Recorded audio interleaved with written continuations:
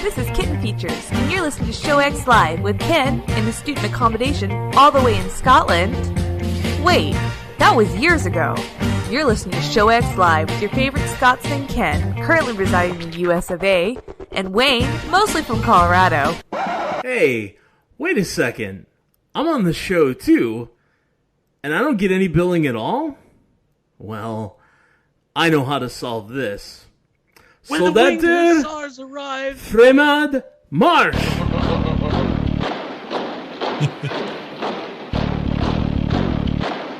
You're listening to Show X with our favorite Scotsman Ken, our child of the corn Wayne, currently living in Colorado, and Todd, who now has an army of angry Norwegians at his back. Enjoy the show! Such a goofy thing to say. Hey, it works. Hey everybody, and welcome to the show today. You're listening live at 2 p.m. Eastern, 7 p.m. GMT on this Sunday, the 14th of February, 2021. Happy, however you call V-Day or such, to all of those out there. Today, we are going to be using that theme of the day to focus a little bit on other things we love, that being gaming. Gaming, geekery, tech, all those things that we love in general, but kind of talk about some of the reasons and why we love what we do. And it's, focusing on that since I'm the odd man out, and that it's like, I've got the physical things around me that I can love. Yeah. But let's kick things off right away. And we do have an email in today from Ionis, so looking forward to that. I think we're all going to have a little bit of stories of what we've been up to and such. I did want to do a quick update, like somewhat non-main topic-ish, in that I had a challenge this last week dealing with the technology that I love, and that talking to people at work and friend groups and stuff, chatting, I was, what do I say? I finally caved, essentially. Goaded? You were goaded into... There was a lot of conversations about the whys, that certain decisions might otherwise seem to make more sense than others at any given time. And so, yes, as legend jumps the gun on it, but I was goated in the sense that I had talked about for quite some time how I've had VR for every stage from the original Dev Kit 1 of Oculus through their Rift 1. And they're talking about how technology's improved and what I want my experience to be like, and the joys of being untethered from cables and stuff into your computer to play VR games and truly have freedom. And I have friends like Legend who have already jumped the gun and done it. And then just recently, El Campo just went and did the same thing. His father bought him a new Quest 2 from Oculus, and he had this discussion, and he's like, I've got my Rift 1. It's all set up. I've got the wires hung and everything. Why would I want this Quest 2? It's a mess. Why would I even bother? And I was like, dude, just put it on. Just try it. Trust me, you'll like it. It's better. So he did, and he came back like, yep, everything about this is better. I was like, see?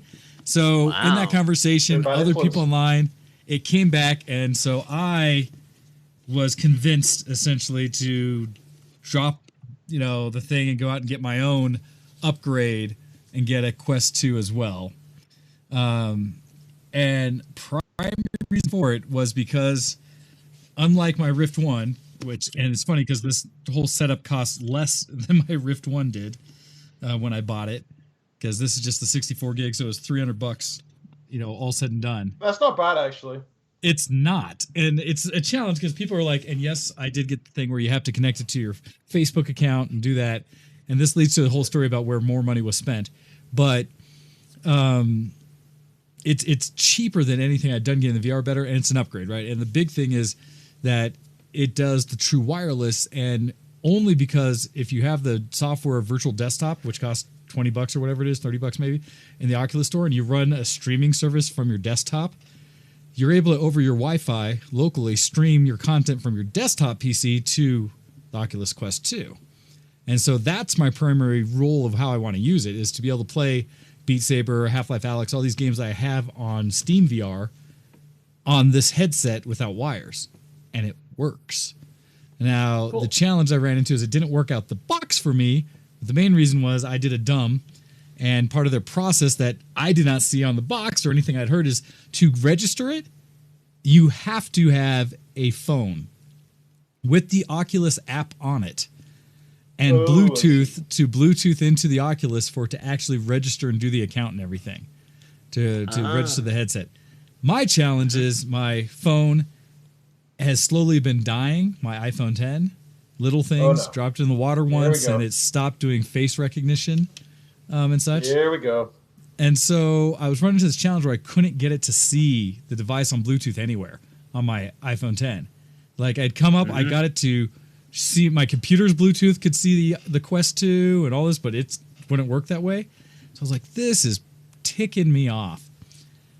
And so I finally said, you know what?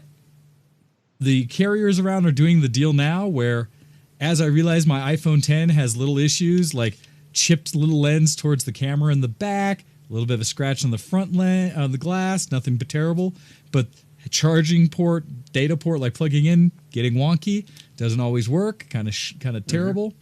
And like to the point where I had to buy the contact chargers, the little near field ones, because the regular port wouldn't work and such. So it's like, yeah, all these things, concessions I was having to make for my phone. I was like, I need to upgrade this phone.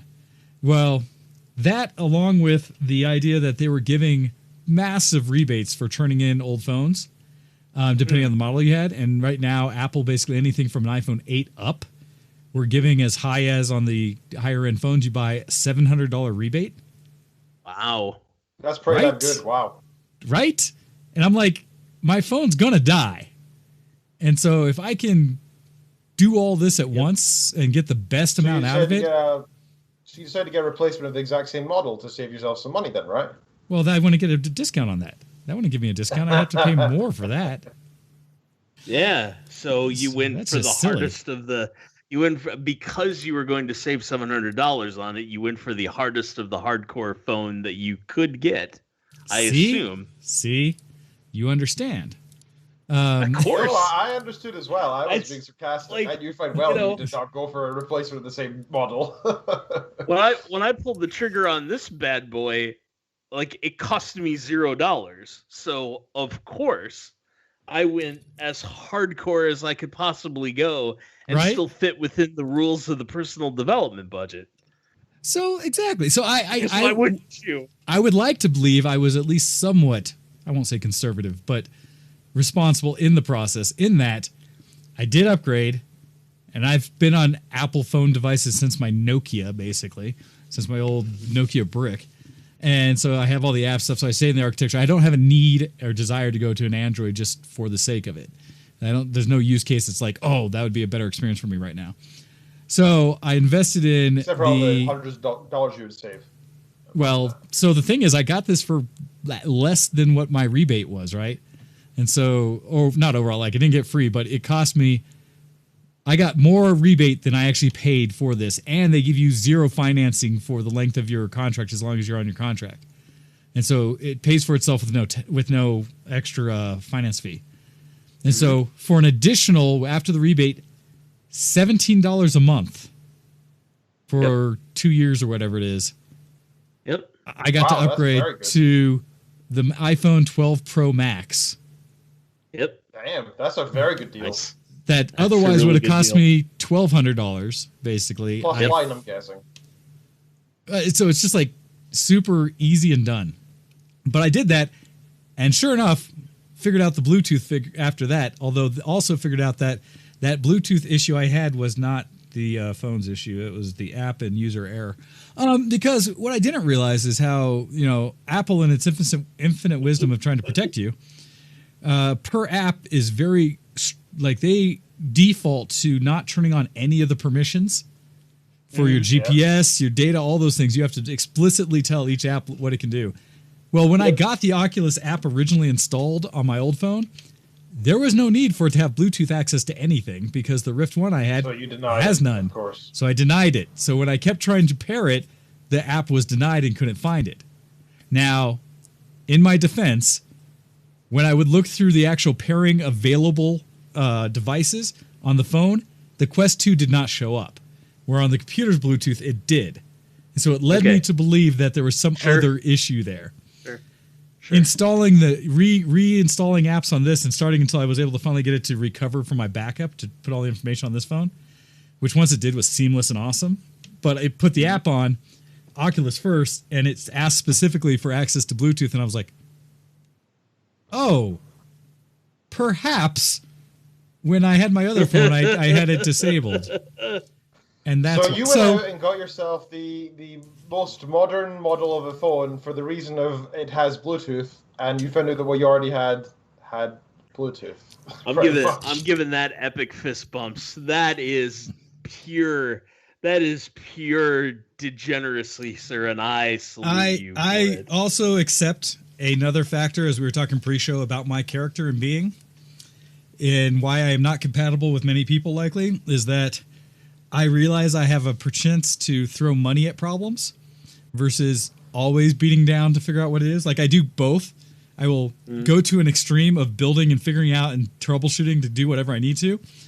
And then when something gets inconvenient in enough sense, it's like, or I'm just going to use this plastic magic card I have in my wallet to fix the problem.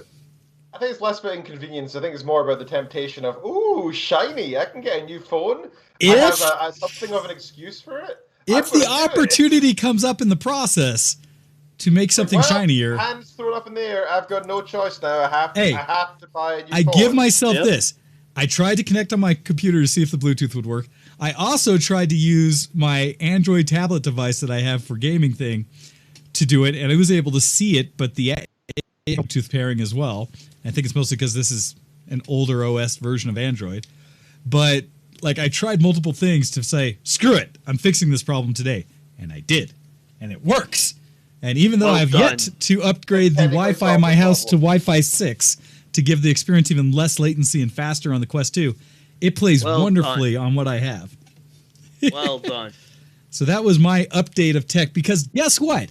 In this Valentine's Day celebration in gaming, I love tech. And I love shiny. And one of my joys in life has always been following new shiny tech and experiencing it, and often being the person in our friend groups who would adopt things early to struggle with it, fight with it, but I would gain joy from troubleshooting and figuring out those little experiences. And so that's something that I actually really do enjoy in my life, and I recognize and I accept about myself. And so there is a certain joy knowing that I now have LiDAR sensors on my phone that allow me to do like scans and captures of my desktop and everything around me, and I think that's cool. That's neat. So fantastic. Anyhow, that is my little introduction, like catching up on from one tech degenerate to another. Right on, sir. Right on. So you enjoying the new phone? I don't know. You enjoying the new headset? Tell us all about it. So the new phone, I actually haven't gone in depth with, right? And the only other thing that's different from my previous, other than unlocking my face now works again because this camera works, is the actual LiDAR sensor. I've been playing a little bit with the tools that allow you to scan the world, and I've done that in the past with photogrammetry and stuff. But this one, I mean, it's kind of neat to see how it does a point cloud as I'm scanning something. It's like neat to just watch it. In fact, like if I'm sitting here at my desk, I can just turn it on and look around, and you can see it like building points. Oh wow, that's weird. I mean, that's cool, but that's yeah. You see it like putting all the scan in there, and it's measuring. If you let it sit and kind of move, and it knows where it's at in space, and so I can get closer to objects and things like that, and kind of look around at what's around. And so it's not just doing the normal photo thing; it's filling all those blanks. And what's cool about that is then it's creating from that this point cloud setup that that allows you to then move around like in. Oh, I gotta save it in that space, and it just shows kind of how cool and strong these devices are, these little micro tricorders we carry. And so, I've been playing with that some. It's funny how we call them tricorders in homage to Star Trek, even though they actually have probably more functionality than a tricorder ever did. Well, but I still think it's a great way to kind of talk to where previous imagination has become reality in many ways. So I haven't done enough with that yet. It's more just the convenience of like it actually has the stuff. I want to play with the cameras more. It has a little MagSafe thing or the mag thing on it that allows it to supposedly, like the case itself sticks to the phone more because it's got magnets on it in a safe way. The Quest 2 I need to do more time on, but it's much prettier. Being untethered is hard to describe other than not having to worry about like that cable dragging you down, as well as being able to, the way I'm doing it where my space is, and I agree, Mika mentioned that Wi-Fi 6 is better because right now my connection at the place I play gives me about 860 megabit per second pass-through of data. Ideally, if you get Wi-Fi 6, it'll do up to 1300. And so that gives you another 400 or 500 megabit per second of data that you can move wirelessly. It's a good experience at where I'm at. So when I upgrade to Wi-Fi 6, it'll just make it even better. But I can now go play the game that's sitting on my computer here in the office, and I can play it in an open spot. You guys have seen my family room over there. Just walk over there, kick it on, turn on virtual desktop, and play there. And so I have now this big open space. I don't have to be near any electronic other than the Wi-Fi, and I can play it. And so that aspect of like truly having space around you has been brilliant. Has been a lot of fun. Yeah, that's a necessity for VR, to be honest. If you want to have that, even a vague semblance of reality and movability and maneuverability within the virtual environment. Yeah, no, it makes it so good. And it takes it, not having the cables is one thing, because I have my old one set up in the living room, but even that's constrained because now there's cables hanging all over the place and having to run a massive cable on the floor and not trip over kind of thing.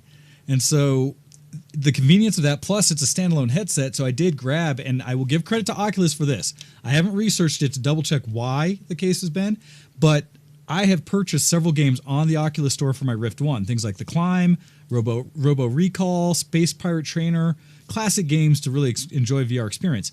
Getting the Quest 2, once I got it all registered into my account, I went to the Oculus Store, and those same games were marked as free for me to download onto the Quest 2 because they're two different devices in the stores. They should be, yeah. You paid for them, yeah. Of course. So I agree, but I had not seen anything prior to say that that's what was going to happen, that the license would carry over per device.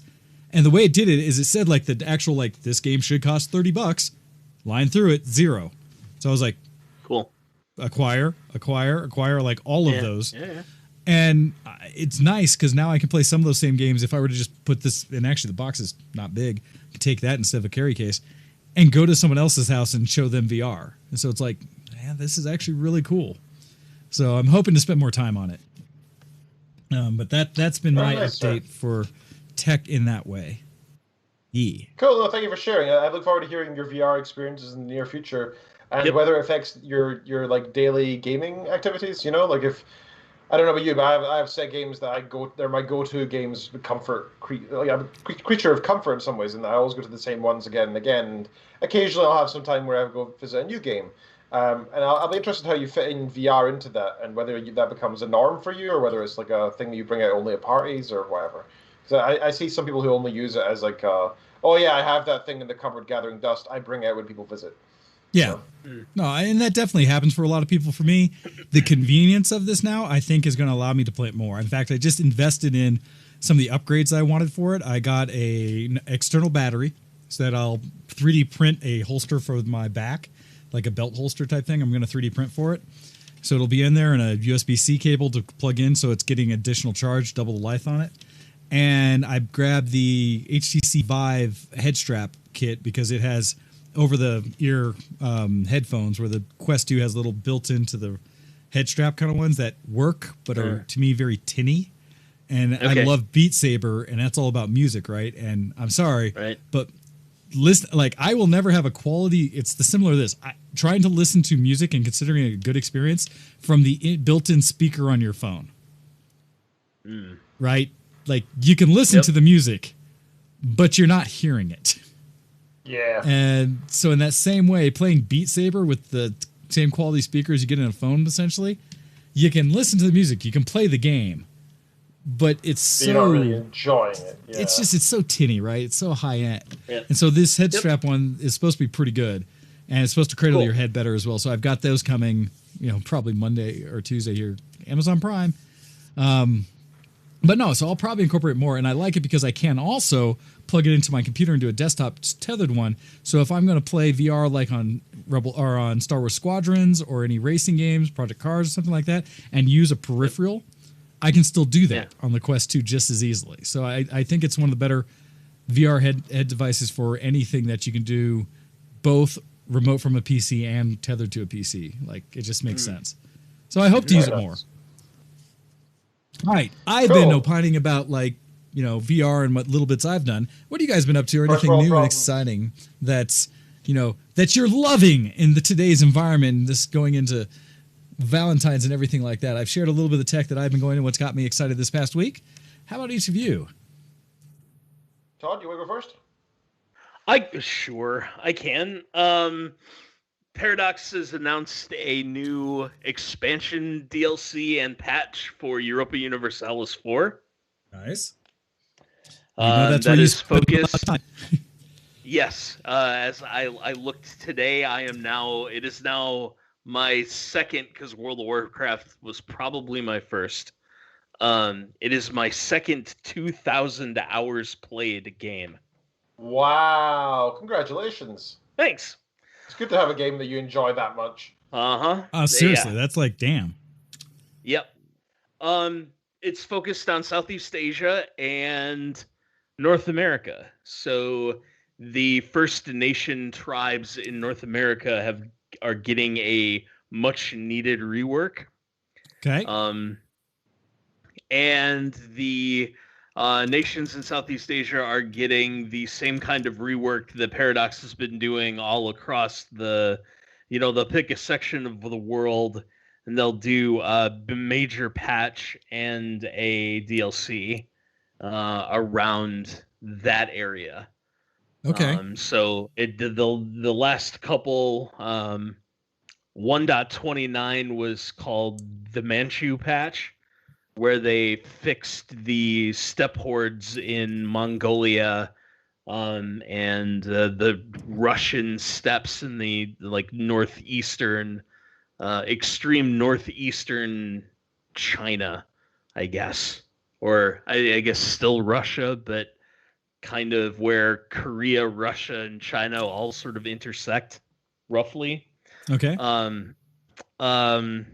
The 1.30 patch was called the Austria patch, and it revamped a whole bunch of stuff in Central Europe, essentially. So the way the Holy Roman Empire mechanics work, and there were a whole slew of formable nations added, and they redid a bunch of the mechanics around the Catholic faith as well. So all of those things, most of those things, I will say all of those things, all of those things were good. Some of the stuff they got rid of because they realized how powerful it was, to the point where you could prevent the Protestant Reformation from ever happening.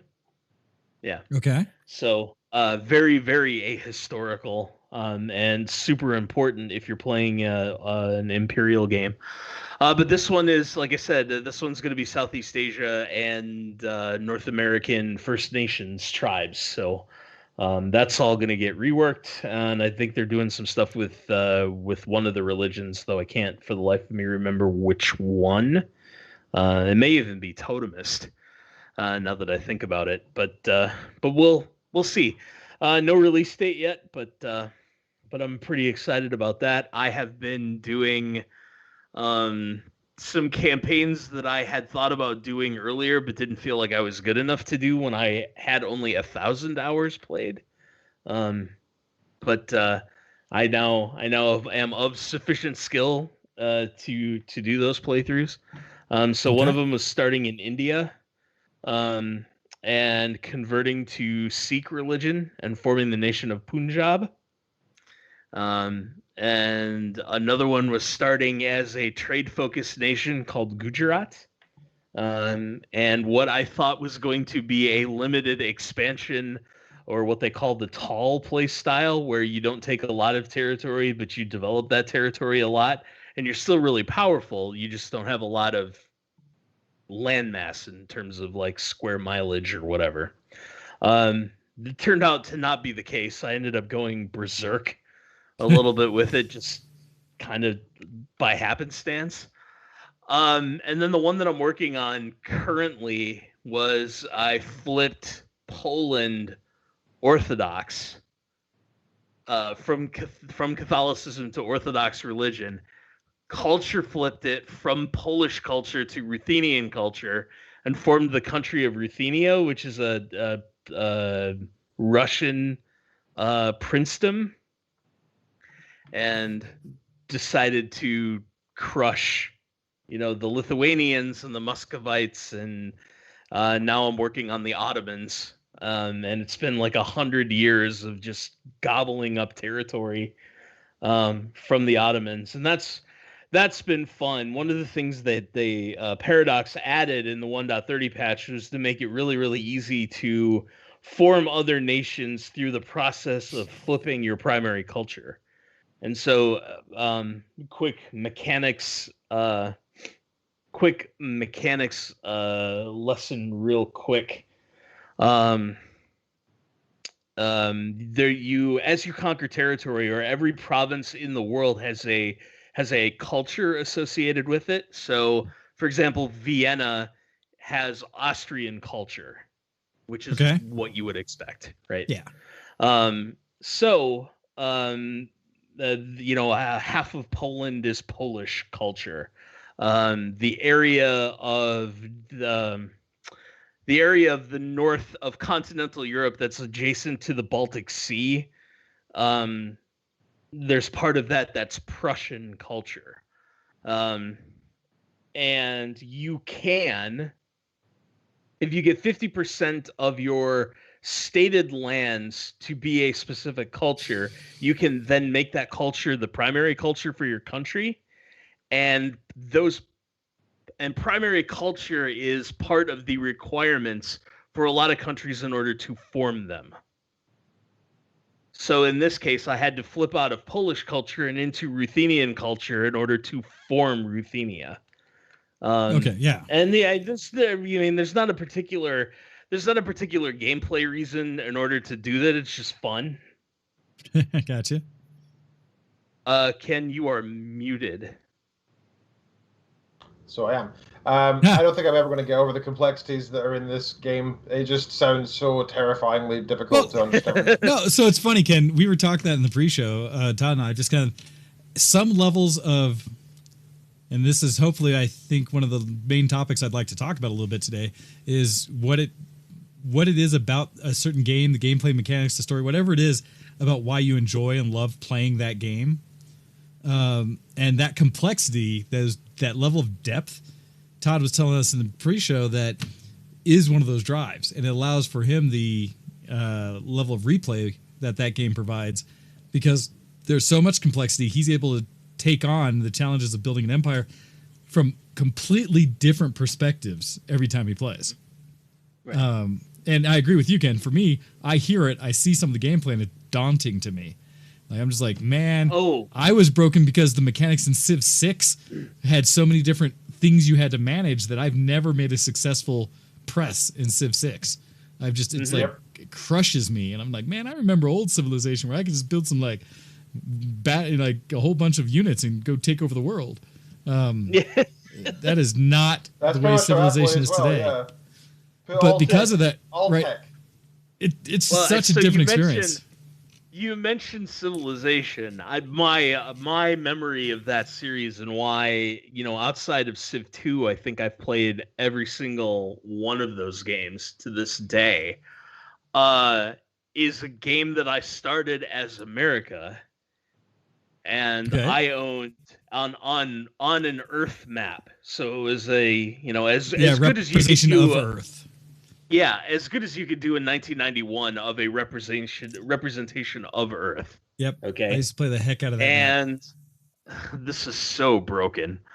If you built the pyramids, the wonder of the world, the pyramids in the original Civilization, workers or whatever. No. In the original Civilization, you could flip your government type to any government, regardless of whether or not you had the civilization advance for it. Yeah.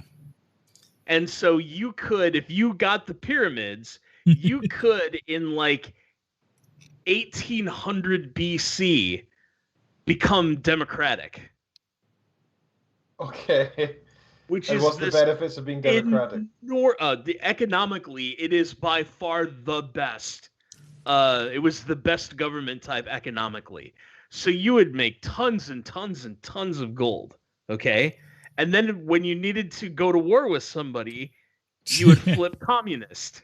Yep, because then you could just say, we go to war with whomever we want. Yes. And so then you could declare war on somebody, take them over, flip back democratic, make F tons of gold, flip communist, take somebody over, flip democratic, make a bunch of gold, flip communist, take somebody over, so on and so on and so on. So I got this game down to, at me, as the United States controlled all of North America and South America. Russia controlled all of Europe, Asia, and Africa. And I had so much money that I was mass producing diplomats. Oh, geez. And landing diplomats in Africa and paying for cities to defect. Yeah, you just Russia basically bought out the rest of the world. And I bought basically the entire continent of Africa, starting at Cape Town and going north. Like, I just landed on the southernmost part of Africa, bought that city, made 8 more diplomats, shipped them over, because diplomats weren't military units. So you could wander them through enemy territory and it didn't matter. By the time I was done, the Russians had like 4 cities left. And I just landed, was building doom stacks of tanks with all of the formerly Russian factories that were now American factories, and finished the world conquest that way. I think you just pretty much that's the true version, the purest version of the American dream, right there. Yes, that was the ultra capitalist playthrough of the original Civilization. Oh, that's funny. Yeah, so much fun. And I have played every Civ game to this day, but even Civ, especially the modern Civs, have not held me in the same way that EU4 has. Well, that's why I was curious, because you have stuck to EU4. Yeah. Just been like, and I don't see it slowing down anytime soon. Like there's all sorts of playthroughs and campaigns that I haven't tried yet that need to be done. So I'm just having so much fun. I need to, speaking of Serathis in the chat, I need to buy the War in the Balkans expansion for Hearts of Iron 4 and then try that again. There's just something about army composition that I don't understand. And I think the combat, because of the way time works in Hearts of Iron 4 versus Europa Universalis 4, I get impatient. Well, so in EU4, every day is represented. So you can pause on it starts 11 November 1444. So you can unpause the game and then pause the game on the 12th and take a look around and see if you want to do anything. And then unpause the game and pause the game on the 13th. Now, you won't do that for very long because most of these days nothing's happening. And so you're going to do a bunch of stuff on the 11th of November and then unpause the game and let a month run. Right? Well, in Hearts of Iron 4, every hour is represented in the game. Ooh. And so I'm expecting these combats to be over in what would be over in real time as if it were Europa Universalis, which is like, I don't know, 30 seconds to a minute for the really big fights. Like I was, what was it? I did one today that was like 170,000 Ruthenians against 100,000 100,000 Ottomans, like 300,000 people in the plains of Anatolia, and the Ottomans were sent running, which was great. But that fight only took like 60 or 70 seconds total of real time. Right? Okay. Just by letting the fight play out. And so I'm trying to do the same kinds of combat in Hearts of Iron, and I'm expecting the combats to be done in 60 or 70 seconds, and they're just not. It takes like tens of minutes for combats to resolve themselves and like land to be taken. And I'm very, very impatient when it comes to the pace of play in Hearts of Iron 4, and I need to break myself out of that mindset of being in EU4 mode when I'm playing Hoi 4. So because I need to give that game a shot again. World War II is a very interesting period of history and should be, especially doing ahistoric things like, fascist Britain or communist Poland or communist America, things like that you can do. A democratic Japan, like turn Japan into a pure technocracy. Okay. Which is weird and ahistoric, but you end up out technologying everybody else on Earth. But it's a real pain in the ass to go to war if you do that. So that's a bit better than the civilization standard of, you out technology everybody on Earth. You now have giant death robots. GG. Yes.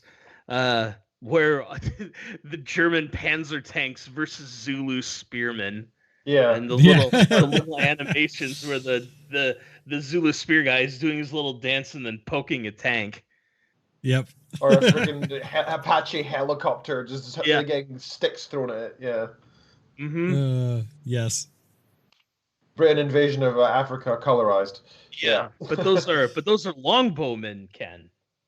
That's true. Longbowmen, the British longbowmen that are being attacked by Apache helicopters. So. Oh, that's true. You could have it that way as well. That's also true. Boy. Actually, you mentioned civilization. I was thinking about the Gandhi bug. Oh, the Gandhi bug was great. That was such a classic. That's one of the all-time classics, and I'm so glad that has morphed from a bug into a feature. Yeah. And has persisted all this time. Like the Gandhi bug is about to turn 30 this year. Yeah, It was one of the original memes. People would make like memes about Gandhi being this bloodthirsty killer. Yeah, look, Gandhi nuked the world. Yeah. Which is hilarious because for anyone who doesn't know, the bug is basically he was such a pacifist that the bug basically ran him over -0, and when it did, it rolled over to basically 999, kind of aggression. So, basically, when they put in the ratings for all of these character traits for these characters, they put them in as unsigned ints or unsigned integers, right? And so Gandhi started with an aggressiveness of 1. He also has the predisposition to adopt democracy as his government type. Well, when you do that as an AI, your aggressiveness is reduced by 2.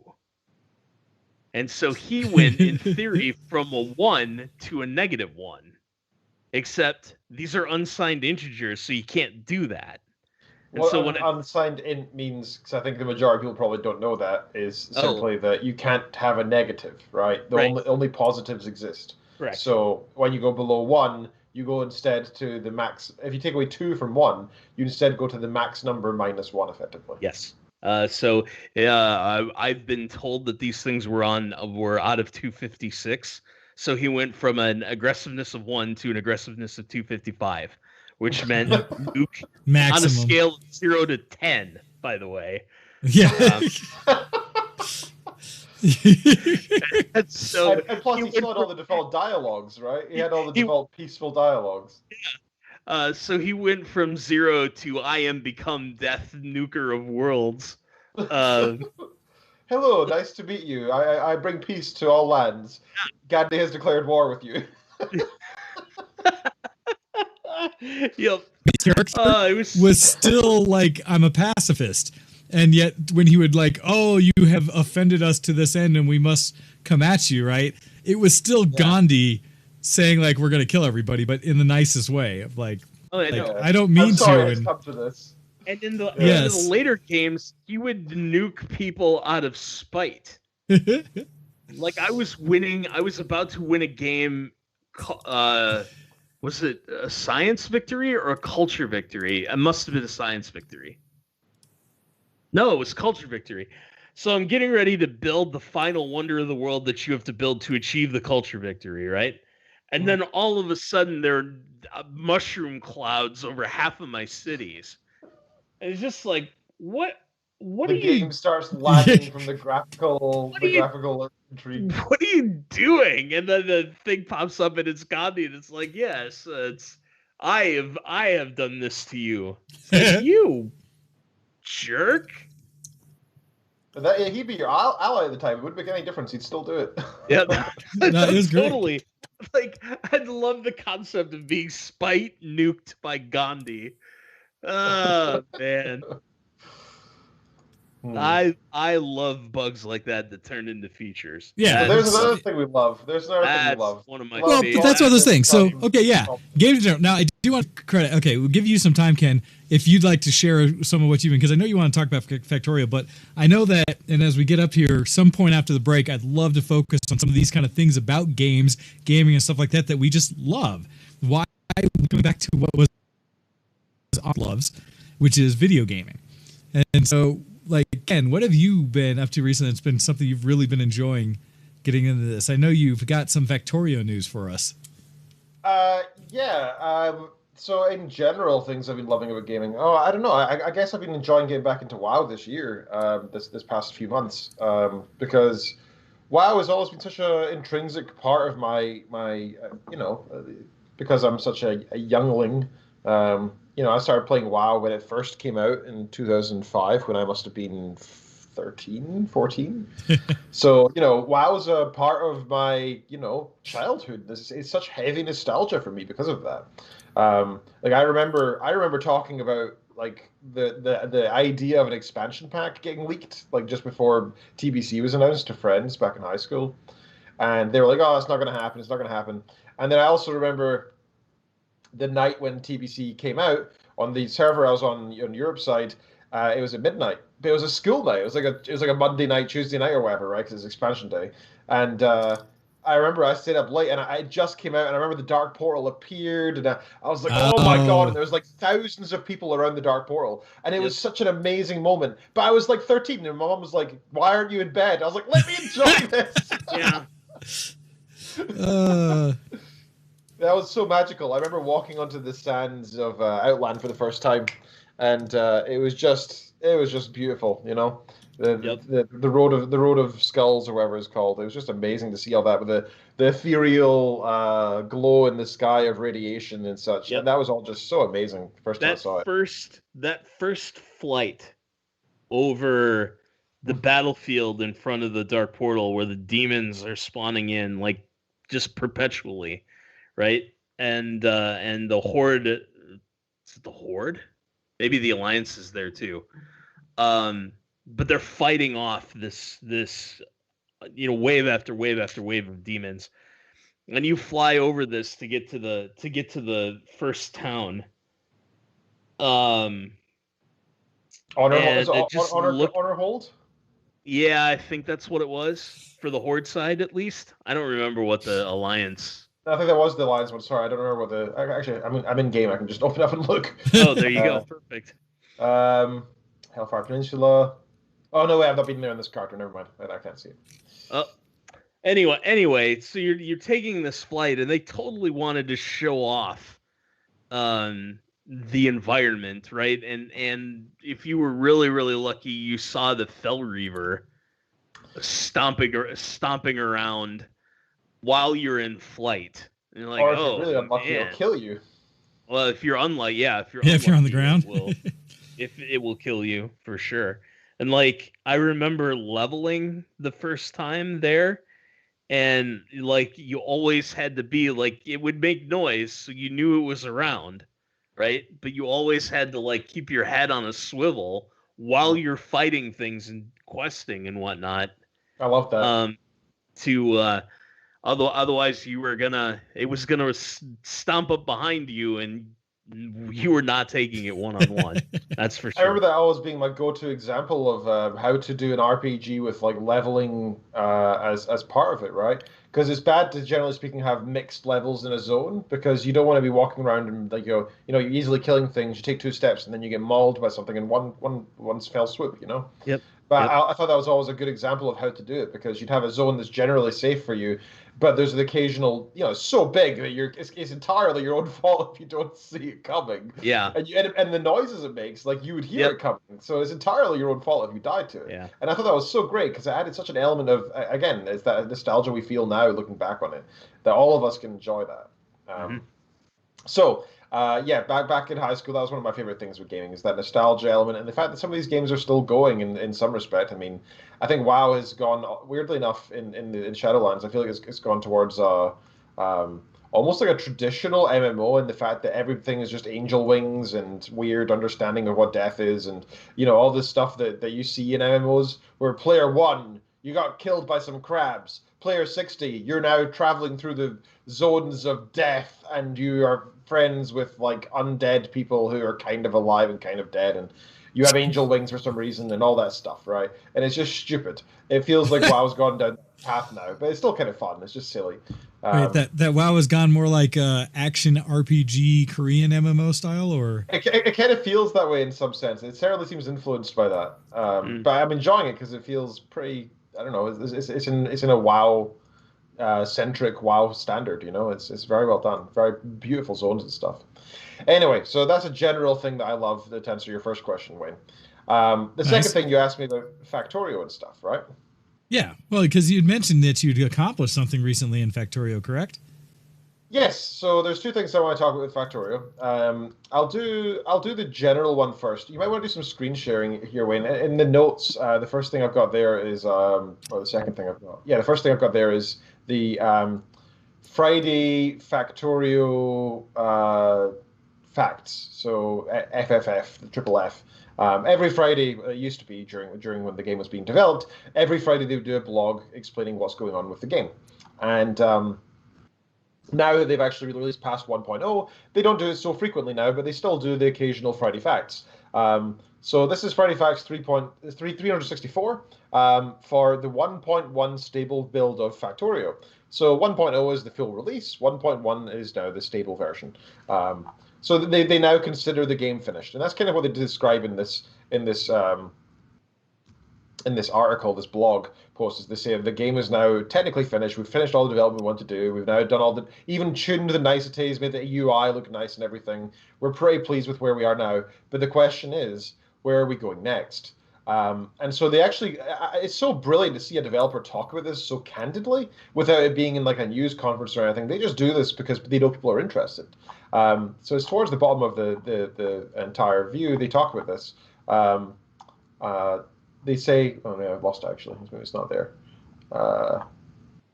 Anyway, they say that they're now talking about, they were thinking about doing a Factorio 2, first of all, but honestly, they don't know what they would do in that game. Like, it would pretty much be rebuilding what they already have, and they just finished putting it in a place that they think that they're happy with. So why would they rebuild it from scratch? That seems like a ridiculous thing to do. They don't know what content they would add. It just wouldn't be worthwhile, and it would seem like something of a cash grab and unnecessary. And I think that was really nice and candid of them to say that. And then they say, well, we could do DLC, horse armor type stuff.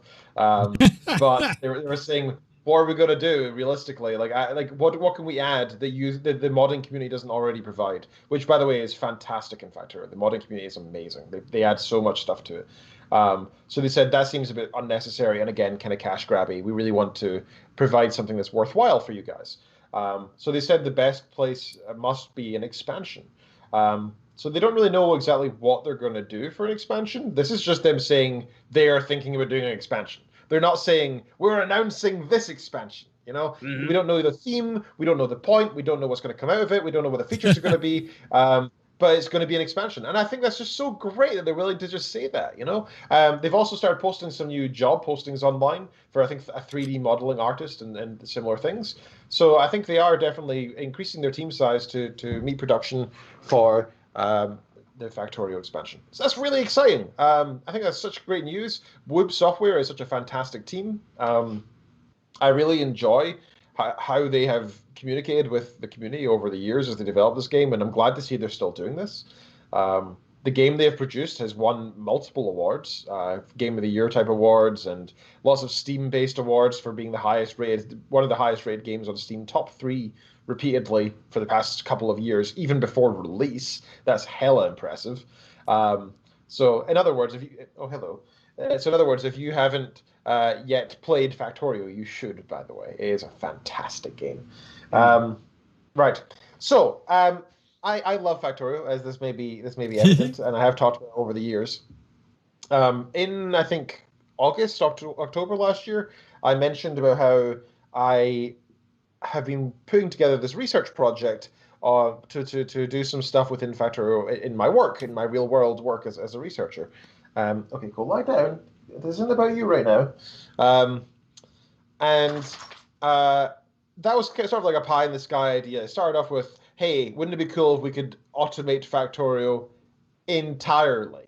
Like the whole game. Have an AI play it. Now, there's lots of video games that are automated with AI out there. Like people play Sonic or Mario or things that are like platformers that are fairly easy input and control. For example, left, right, go, accelerate, jump, right? That sort of stuff. Super easy to control, and an AI can just... It doesn't even necessarily have to understand the game at all. All it needs to learn is the best times to press those buttons without any understanding of the game to get high scores. It can do that. You can teach a model how to do that without any problem, and it won't even know what a pixel is, right? You can do that fairly simply. And then you can maximize things like game score or game speed, time finished, whatever. Enemies killed, etc. This is entirely different for Factorio, right? Like these kind of games are really simple. Often they're 90s or early 2000s games that are made for old consoles, and like I said, have very simple inputs. Factorio has not only very complex set of inputs, and the fact that it's mostly driven by mouse and keyboard, that you have hundreds of potential outputs of items, and then on top of that, you have the additional complexity of orientation, so you can choose the orientation of these items, and then there's the additional complexity of all these constructions need to connect together in various ways, like belts connecting in certain directions, logistics. You can set up train networks. You can then click on each object and have specific rules, like only pass these objects through this object, or only do that when there's a certain power supply, or only turn on this machine when our heavy oil quantity in this specific part of the factory is above 2.5 liters, or whatever. Okay, wow. Right? Like the complexity is insane, right? And it's really just an absolute nerdgasm for anybody who enjoys that sort of optimization and complexity in those kind of games. And it really is. It's so fun. So we can't apply the same type of algorithms that we've seen in the past. We can't just say, here's your inputs, play with them randomly, and let's see if you can eventually have something that works. And there's no obvious metric for score either. So you can't just say, have you won the game yet? Have you launched a rocket? And that's the only way of describing what a good solution is. Because to get there, that's not only, often a dozen hours or more of game time for the average person, usually more. But it's, it's an incredibly difficult thing to describe. So we decided to simplify this huge problem down to something that's manageable as a first attempt, and to set the field and to create our first initial interface to be able to allow an AI to tell the game to do something, right? So real bare bones stuff now. We went from fix the entire problem to can we make this wheel circular, right? That's the kind of level we're going for now. So the problem we chose to look at was we described it as the belt optimization problem. And basically, when you're transporting items around the game, you do this no matter what part of the game you're in, whether you're at mid-game, early game, very first 2 minutes of the game, or end game.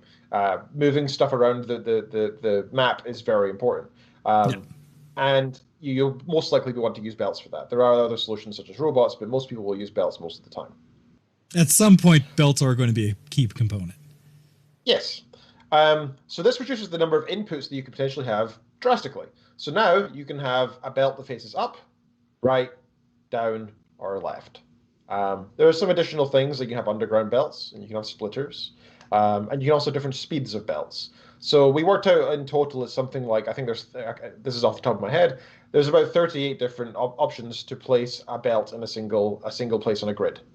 So if you have a 10 by 10 grid, you're basically going to be looking at not factorial, but a factorial of 38 combinations per space in the grid, and they all interact, so they're times each other. So there's still several billion possibilities in a 10 by 10 grid of how you can place your belts. Still a really tough problem to solve, right?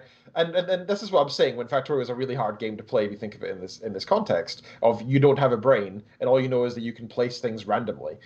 If you try to apply a random search where you're literally just placing things randomly and seeing if your score improves, in this case, number of things being input to a system and then coming out, you will not really ever see that in a reasonable time frame.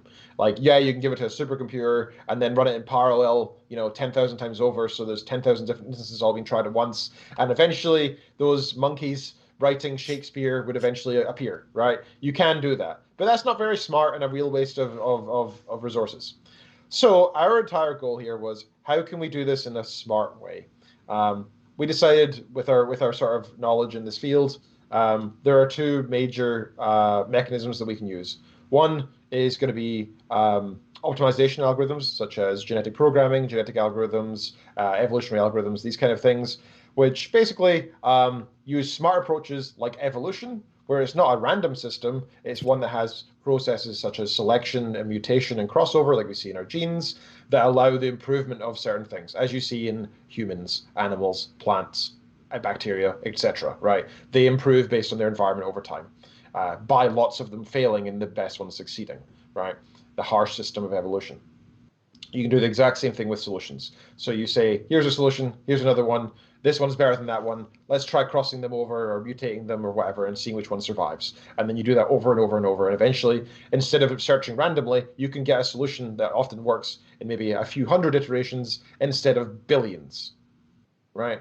That's the difference. So that's one of our strands of what we want to look into. The second is pathfinding.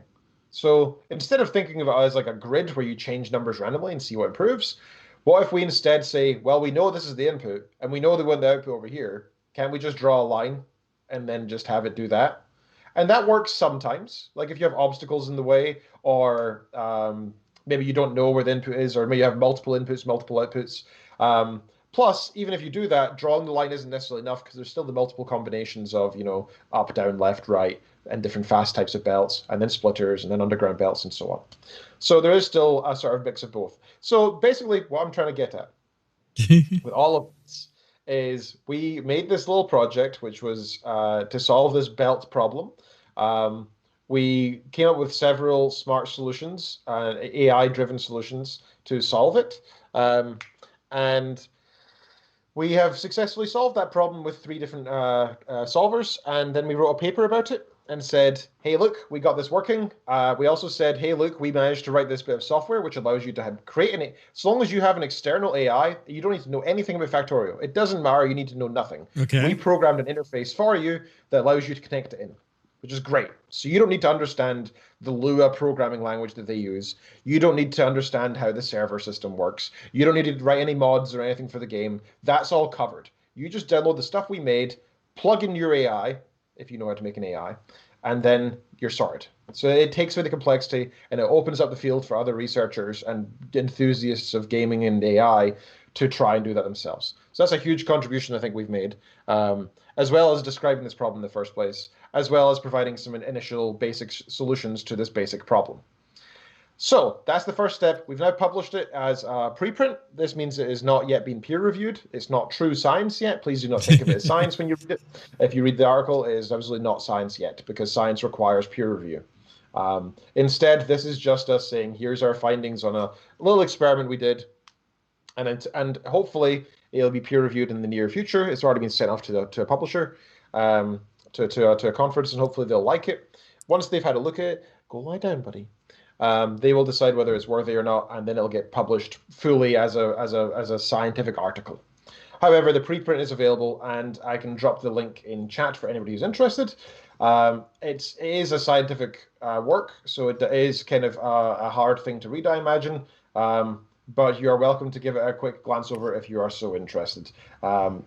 Is I think, an interesting topic. So with that, it is. I'm waiting for you for your paper to get peer reviewed successfully, get published, for you to get the patent on it, and to to usher in the logistics apocalypse. Well, yes, this is in the world of Factorio. This is the start of a landslide, I hope, of AI in the world of Factorio. All this is going to do is you're going to start with Factorio. You're going to progress it over to what's the new one that everyone's playing? Well, they have the combination of the one that's like, what is it, Orbit thing, the planetary one or whatever. That's now like Factorio in space with around spherical objects or something. Oh, I didn't know this. Yeah, that's the new one that's been out. Dyson Sphere program. I say that because Serpenser and Triptych are playing it right now.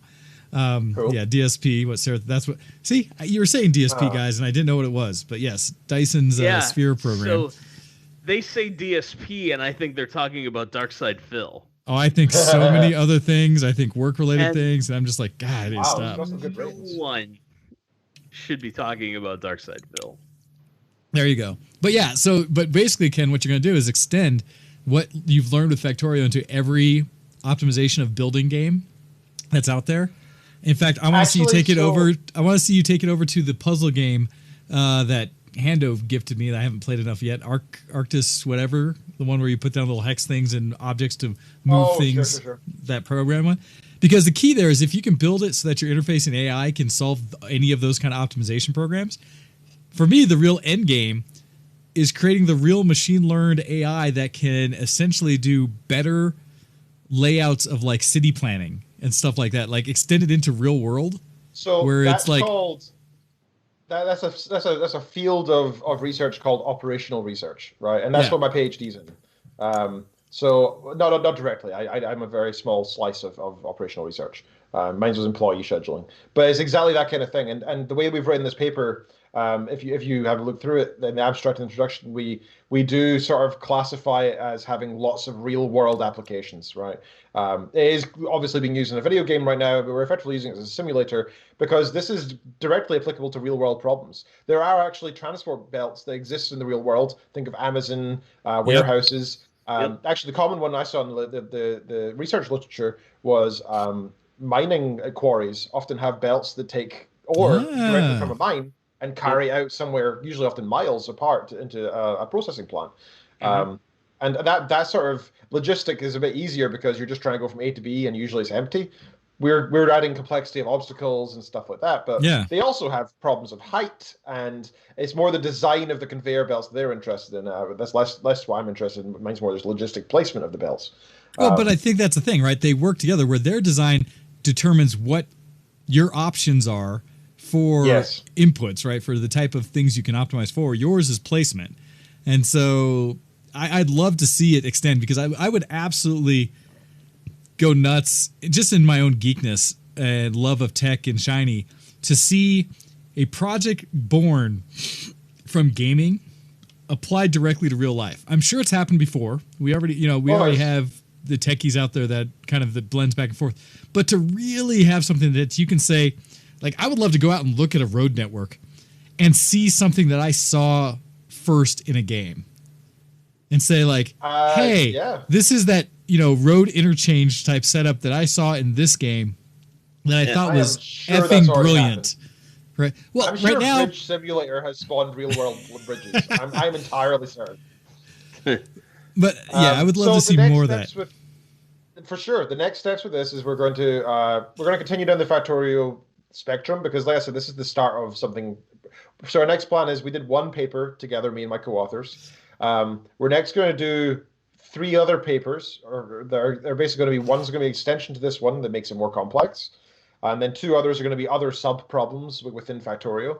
Eventually, what we'd like to do is some decision-making type stuff. So instead of just solving one big problem at a time, we would like to have some AI that actually look at all the other AI and control them and say, okay, I want to put some belts down.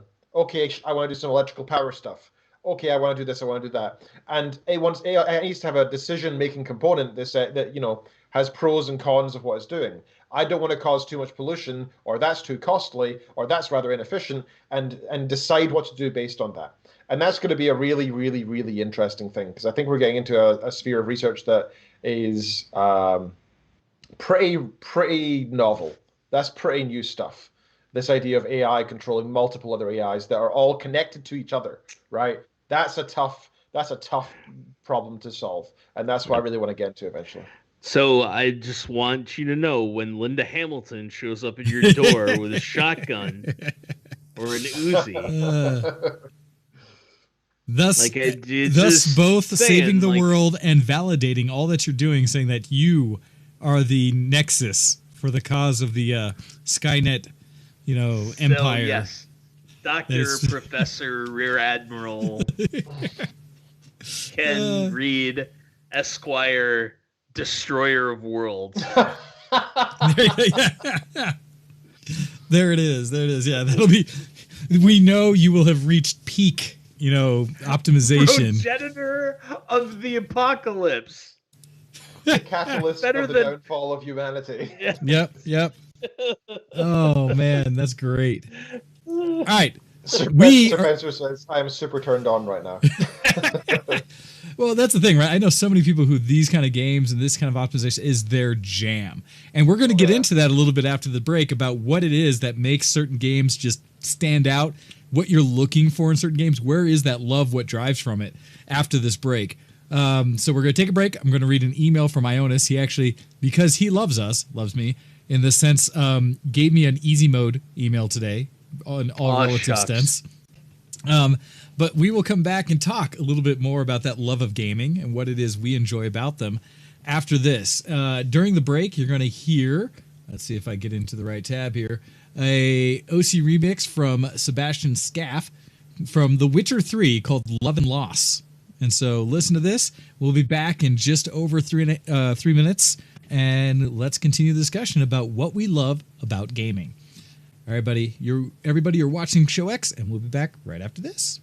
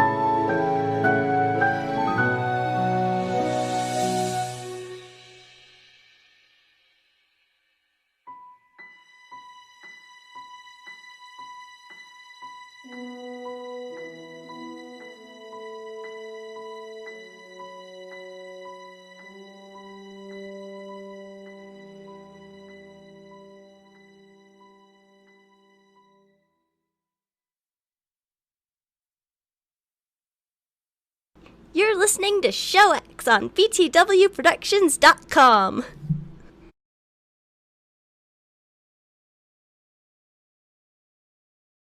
Hey, oh, come on. Whoa, no. Stream What'd Deck, you what do? do? Stream Deck, like, lit itself up, and so my shortcuts aren't working right now. So as I was coming off the break, like, I got back just in time. And I looked and my Stream Deck went completely blank. Like, no. Your dick wasn't working. It's a problem. I don't want to admit to, but anyhow. Hey, there's nothing embarrassing there, man. It after happens age to a lot of 40. people. Yeah. Hey, you know. After age 40, they have pills for that. I don't know, man. I think a couple of whiskeys is enough for that to happen as well. I don't think any age requirement is needed. Oh, welcome back, everybody. Hopefully you had a good break. I was able to take care of everything necessary to get back here on time, and that's what matters. All right, I want to get into this email from Ionis. It says, as a subject, Ivan, 1917, hates your hamster. All right, so he starts off saying, all hail Wayne the Doctator, Ken the Doctorator, and Todd the Norwegian Migrator. Since the 14th of February, it is only proper for me to balance all the love with a good old, hey guys, you know what I hate? And this week, I especially hate Russian bots. Everything is their fault, don't you know? Whenever something wrong happens, it's always Russian bots. Elections, Russian bots. Score on Rotten Tomatoes, Russian bots. Wall Street bets, Russian bots. Where the flick are our bots? We have we sent all our available bots to monitor ourselves in case someone has a 4-second of pop song in their video that can be used to claim the revenue from the 10-minute piece of original content? If that's the case, holy crap, we royally are effed from both sides. Russian bots ate my homework. Russian bots sold me penis enlargement placebo. Russian bots killed my hamster. Russian bots killed me in the Counter-Strike. Oh, wait, that one might actually be legit. Seriously, however, there is nothing wrong with us. It's the Russian bots. I hate them so much. On a separate note, I normally don't allow myself this level of indulgence, but this once, I'd like to give a massive, gigantic, placebo-infused shout-out to my raid team. And he lists Indariel, Faye, Jonathan, Leppy, Mark, Nick, Nim, Ross, Stanilot, Staniote, and Thal for killing the last boss in Castle Nothria in style. For a group of casuals who get together once a week for 2 to 3 hours, you don't suck as much as I expected. See you next week on Heroic, you effers. Kind regards and hard manly kisses. That from Ionis. So thank you, Ionis, for sharing the love. What Ionis doesn't realize is that half of his raid team are Russian bots. And so the only reason he's progressing in World of Warcraft is because of Russian bots. The other thing is, which is gonna be great, is when he sets to the mode to heroic, and the Russian bot that's been his healer this whole time says, "I'm afraid I can't let you do that, Ionis." In Russian, of course, because it's a Russian bot. And then there's going to be this awkward silence where the Russian bot has said something in Russian, and Ionis is going to try and do the heroic anyway, and like nothing. And then it's just awkward. Yeah. Je ne mogu pozvolit tebe stelad eto. Apparently that's Russian for I can't let you do that. So you should add Ionis onto the end of it. Oh, great. Well, there you go. There you go. So you will know. Excellent email, Ionis. Yes, as always. Thank you. Done everything evil over the last 5 years. Like, and nobody's responsible for anything. It's all the Russians. Hey, thank goodness it's not the African bots, because then what we'd get in like games and such when it comes to the hacks is they'd be like, I'm sorry, I can't let you auto headshot anybody unless you first help me out by releasing these funds I have stashed in this bank account, and I just need you to donate, $9.95 for us to unlock that, in which case you'll be able to use this hack to headshot people through walls. Wayne, why did you have to say Africa? Hey, why? That is traditionally where the princes and such live, regardless of where it is that they actually come from. North African, and it would have been the Moroccan prince who needs $4,000. I say this because I've seen Ethiopia, I've seen South Africa, it's Nigeria 99% of the time. Well, yeah, most of it's Nigeria, right? Most of it's traditionally Nigeria, but I've seen it expand throughout. Now I have a joke that is both in incredibly poor taste and tied to Ken's research, and I can't say it. And where if you look forward to the Patreon account, you too can have access to all the uncouth.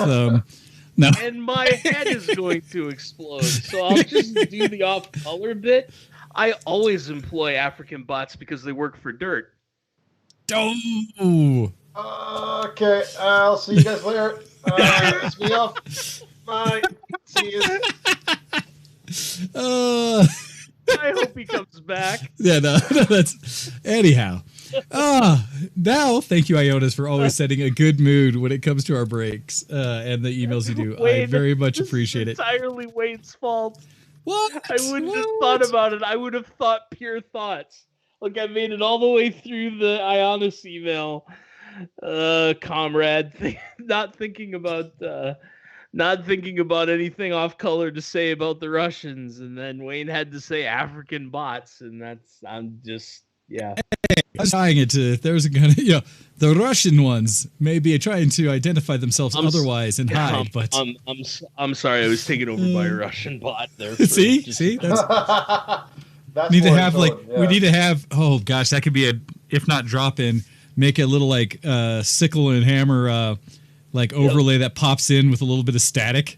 That's kind of showing that the Russian bots are taking over. Yeah, whenever somebody follows us or subscribes or whatever, a new Russian bot has subscribed to ShowX.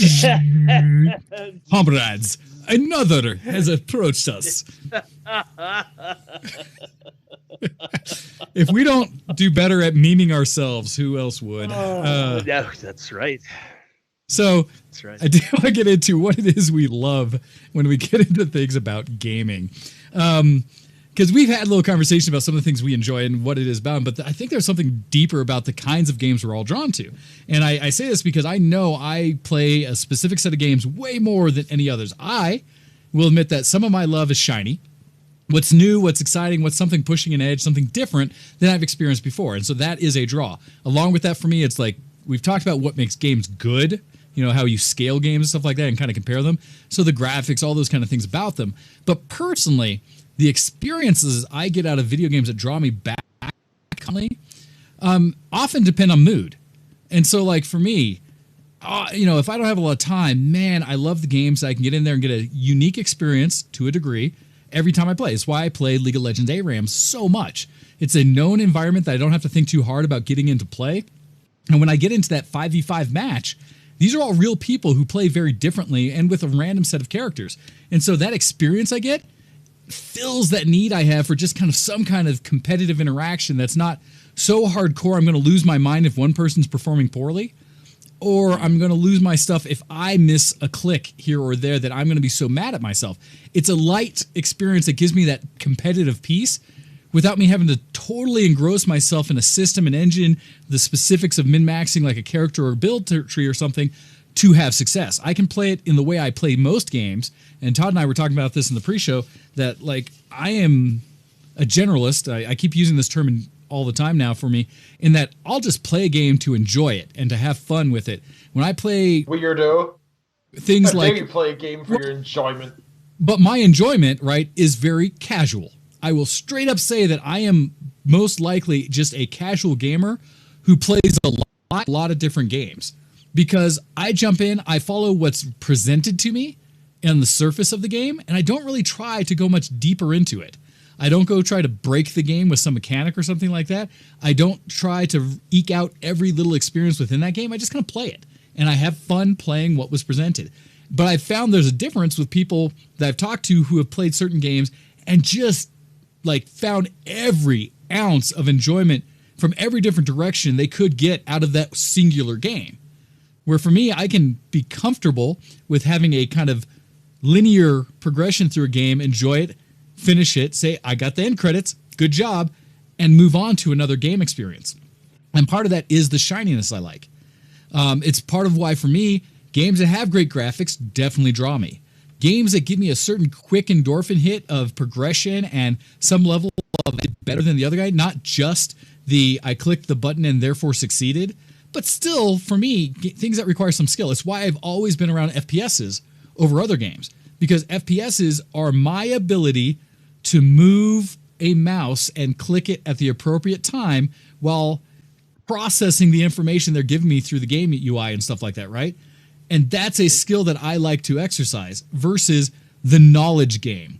You know, it's why I don't play chess heavily, because of all the strategies and the in-depth and thinking 10 moves ahead and stuff like that. And I just don't even bother. It's like, whatever. But I do love the ability to use a console term, although I've never done it. You know, no, what is it, 360 no scope or whatever. Somebody like being able to turn, twitch, and shoot someone and kill them first. To have enough awareness of kind of generally what the map's doing, but at the same time, I thought 360 no scope was like a meme and a joke because it's supposed to be a 180, right? It's supposed to be turn around. It's like I don't know. That's the thing. That's totally outside of my realm of knowledge of how that console FPSing is. But it's where I also like, even in the FPS round, have people who love Rainbow Six Siege because it's such a game that you can get depth with, which operators you use, how you counter other operators, your strategy for setting up defense, offense. And really the big thing for that is like map awareness, knowing if I lean over the corner of this one hallway, I can see 4 rooms away where someone is likely trying to camp an area and 1 pixel headshot them right around the corner. And I'm just like, nope, that is way more knowledge and effort and commitment that I'm willing to put into a game to find enjoyment. And so I like to play a lot of different variety of games. I will play Civ. I love sim games and stuff like that. But I think for me, it's some of that, like I said, the interaction against other people, real people, that I enjoy for a piece. But another aspect of gaming that for me really draws me is experiences that are a simulation of what's in the real world. Something that draws me closer to what I might be able to experience in the real world, but can't evenly do. So that's why I love sim games, racing games, flight games, things like that. And again, I'm not trying to necessarily progress it all the way, although I do love a natural progression in games. But I love being able to tweak out something that I can't afford to go buy a Pagani Zonda and drive it down the, international or down Highway 5 or 1 or whatever it is on California coast, because I don't have $2.5 million in the free time to do that. But I can do it in a game for $30, and I can do it with a $150 controller that makes it more immersive and really enjoy that. And so for me, a lot of that also gaming is kind of exploring skills and ideas and feels of what the real world can present in different experiences that I, not being a specialist, don't want to commit the time to do. I can go get a pilot's license. I ain't going to do it. I can go get a driving, like a racing license, go join a race team. Ain't going to do it. I have too many other things I'm interested in. And so for me, that's another aspect of gaming I love in general, which is it gives me more time to experience things in the world that I may not otherwise be able to do unless I specialized in that thing. And so that is like, for me, some loves about what gaming provides and what draws me. How about you, Todd? What are some things about just the gaming experience, types of games, stuff like that draw you to one type of genre or an experience in gaming? A special shout out to blind firing rockets through a doorway and hitting somebody with them. That has its own moment I would of like joy. to give special recognition to that. Yes, many good stories. I liked Unreal Tournament, like the whole series of games. I'm less of a fan of the vehicle army stuff, and so I was much more of a here's a map, everybody's essentially the same, and it's map knowledge and map awareness and the people you're playing and knowing where the good weapons are for your particular play style. Like Kazuyuri used to be a wizard with the flat cannon, right? Yeah, like in the original Unreal Tournament, I couldn't get that thing to work at all. Give me a rocket launcher and I'll hook you up. But when it got into 2K3 and 2K4, the flat cannon, for whatever reason, to me just got better. Okay. And I felt much more comfortable with it as a weapon, so I used it a lot more. And they changed, not only did they change the flat cannon, they changed the rocket launcher as well, where the rocket launcher, I think you could, in the original Unreal Tournament, couldn't you do 6 rockets with it? Am I remembering that correctly? I always thought it was like 3 in the original, that it was like 1, 2, 2K3 3, and 2K4 was 2. 3 that did this sort of helix. Yeah, they did the circle. Pattern, right? They would dance around each other. I could have sworn it might have been you could go up to 6. I know if you get it full load, you'd pretty much nuke anybody that you gave a face of it to. And I think was that the one where the option, like the right click on it, was the grenade launcher. Grenade launcher, yeah. Okay. Yeah. Yep. Yeah, at least that's my recollection. Now maybe the years have not been kind to my memory of that sort of thing. But yeah, I liked the shooter games where everybody was the same, and map knowledge and knowledge of the people that you were playing would benefit you in some way. Mm-hmm. Versus the modern shooters that have taken this thing of role to an absurd degree. So your worst player never has to get better; they just get to be the healer all the time. I don't mind that. I think it's got its place. Sit in the corner and heal everybody. I enjoy healers who are not just healers. Like, healing itself is rather dull. I think healing is particularly fun when it's more like enchanters, almost like people who can slow or trip or stun enemies or maneuver allies around by forcing them to do in one place or another.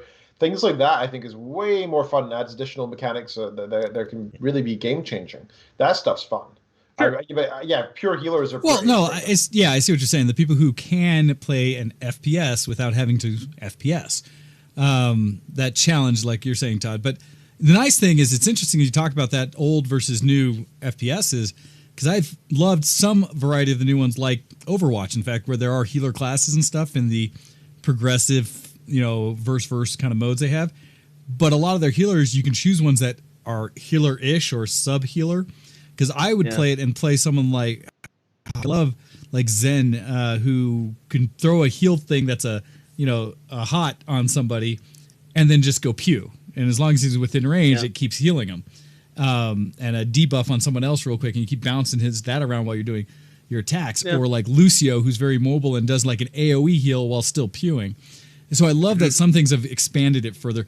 And it's weird because you're right, that challenge of role-based play, which I think has an interesting spot in the world. But I agree with you in a lot of ways about like I think there's a certain purity with the old like Unreal Tournament and Unreal games for the play you did. For sure. Like you said, you're all the same. It's about what weapon you enjoy using, and no one weapon was necessarily infinitely better than another, other than Redeemer. Right. But it was like, and even it had its flaws. You could get away with it if you knew it was coming. I have to admit responsibility for Saturday Night Team Deathmatch Instagive. Oh, I was never a fan of Instagive. I'll tell you, I got a soft spot for that. Like if we, hopefully, Sir Pencer and you and I and JP and Hordak and the group. Are going to be in the same place at the same time again, where we could play Team Deathmatch Instagame. Because I will play it. I 4 hours. I will play it. That's fair enough. That's fair enough. I don't know that I can play anything anymore for 4 hours. Well, but I just remember we would get like, because certain people were having a good time with it, it would be like, that's all we're doing. And yes, Earthweaver, thank you for jumping in. Impact Hammer, that was the flex. The flex in Unreal Tournament was Impact Hammer. Because you heard it coming. When you heard rah, rah, rah, rah, rah, or whatever the sound it made, someone behind you were like, damn it. And someone's trying to, because they don't know how to Impact Hammer. Or Telefrags. Because, man, that was another flex. JP was a wizard with the teleporter, too. There's some things that he could do with that I just was like, I can't. Like, I don't have that skill set. And very jealous. This is probably a perception thing on my part, but I don't perceive with the role-based shooters the ability to have the dance. Right? JP and I have talked about this a lot, but the idea where he and I, for example, or Hordak and I, or you, in fact, Wayne, and JP, or you and I, or some combination of the I'll say those who tended to bubble to the top of the deathmatch would get into a room and are exchanging rocket fire with each other, right? And jumping around and avoiding rockets or avoiding fire and firing at the other person and like going toe to toe. And one of the other people would walk into the room, and we would both about face kill them and get back to fighting each other. No, I know what you're saying. No, Ty, I do know what you're saying, but I will challenge that in role-based ones it works too. And for me, they were actually more satisfying because I would run into it in Team Fortress 2 when I played that, and most of them, again, one of my favorite. I'm reaching out to Earthweaver here. FPSs ever made ever, which was Tribes. Because in Tribes, I remember being able to play as I could go in as a light and take out people in heavy armor, right? That had mortars and all the big guns, and they weren't mobile. I would just dance. Or opposite, be in a heavy armor and have one who was a light come try to dance me, and I'd switch to the chain gun and just eat them down. Or I got so good at laying mortars anywhere on the map that I'd be like, oh, you're flying this way and you're going, and the instant not having to logically think it and put the math in my head, but just know the feel of trajectories and timing. Oh, yeah. And it's like, I'll turn here and go, tukunk, and a big green line would fly out and you'd see them slowly meet in space and time and boom, you kill them. I'd just be like, But I do think it exists. It was way too fast. Like the movement of the characters was just crazy. It was like skiing while playing. Loved Tribes. God, in the original, you couldn't just ski. You had to tap your space bar to get it to work because it was a bug. Another, as we talked about in the pre-show and going in, bugs that become features that are wonderful. Tribes turned into bug, which was having to tap the space bar fast enough to keep zero friction on the ground to create skiing and thus speed. To in the Tribes 2 and further, you just held it because they were like, well, that's how this game is now played, is everyone skis, so we're going to make it a mechanic instead of people having to break their keyboards by hitting their space bar 100 times a minute. I think so that's interesting. We all have these different FPS memories that are nostalgic and things we love. Like for me, my nostalgic FPS is going to have to be Halo 3. I mean, that's the one that I played. And again, I think it's based on community play stuff, right? Playing with friends and such makes it. Oh, yeah. And that's what Halo 3 was for me. I remember doing the co-op campaign with my buddy, who went by Hero of Canton on his online name. Nice. Great name. Yeah. And I remember he was way better at Halo than I was. Like, he played the crap out of that game. I remember one day I was like, oh, man, I completed the campaign on hard finally. He's like, hard? Let's do it on Legendary together. And we just sat for a weekend. And he just took me through, and he got there was hidden skulls. I don't know if you guys ever played Halo 3. No. I played them all, but not like to the extent of others because I never bought into the Xbox kind of things. But yeah. There was these like hidden skulls. So there's skulls that you could collect, and they would tell you on like the menu, like, oh, you've missed 3 skulls on this menu. But there was also hidden skulls that weren't even online half the time because it was like they were so hidden, some of these things. And this was early days when online stuff was kind of, I don't know, it was there but niche, and you'd have to go to like GameSpy and get some malware before you could find out. So my buddy took me through like all the levels, every single stupid one. Like, got me all these skills, and I remember that unlocked this like special armor you could use online. And I remember having kids come up to me repeatedly after that and being like, "Oh my god, how did you get that armor? Oh my god, oh my god, oh my god!" And they were just like chasing me around, not even playing the game, just they wanted to like find out how to get the armor.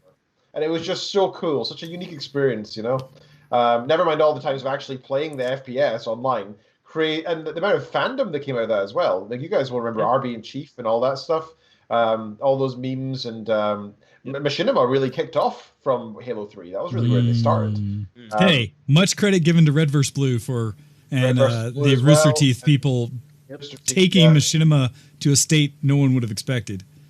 That stuff was crazy, man. And heaven forbid, I will throw back, if you remember VODs on MTV back in the day, there was a moment when Machinima was blended with music videos, and they actually played it on MTV way back when. Wow. I didn't know that. That's cool. Because I remember there were a lot of Unreal Tournament, and there were a lot of Tribes ones that were done, because people were able to figure out how to camera work against somebody doing things in the game and emotes to turn it into music videos. And I was like, y'all geniuses, because damn, I don't got that patience. Yeah, exactly.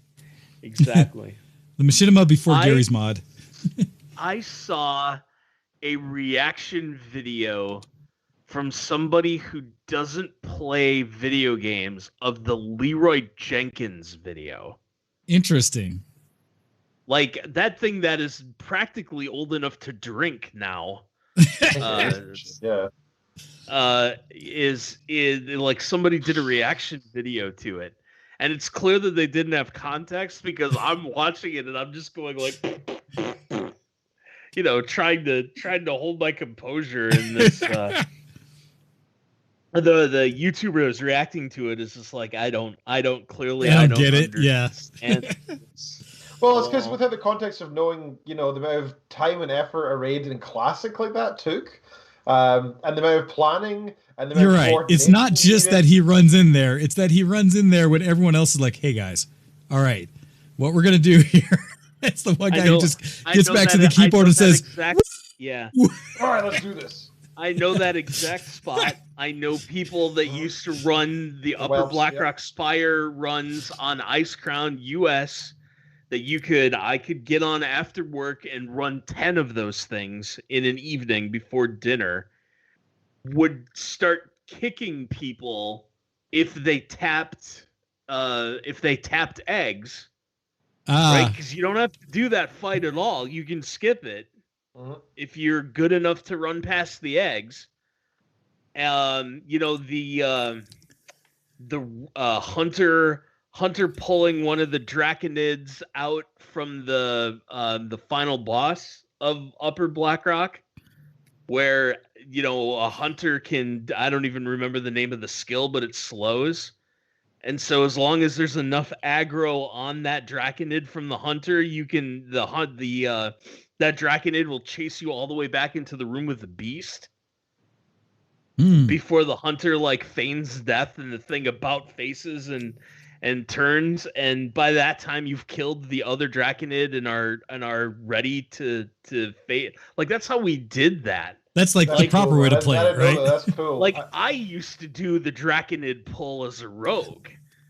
Like, you'd throw a knife at it and then sprint and like continue like throwing knives at it or whatever, and get it into the beast room and then vanish. Okay. And then like it would about face and take that long walk back. I mean, I used to do that. Sapping mobs in Dire Mall North. Oh man. Because they were super sensitive about seeing you and when you were in stealth.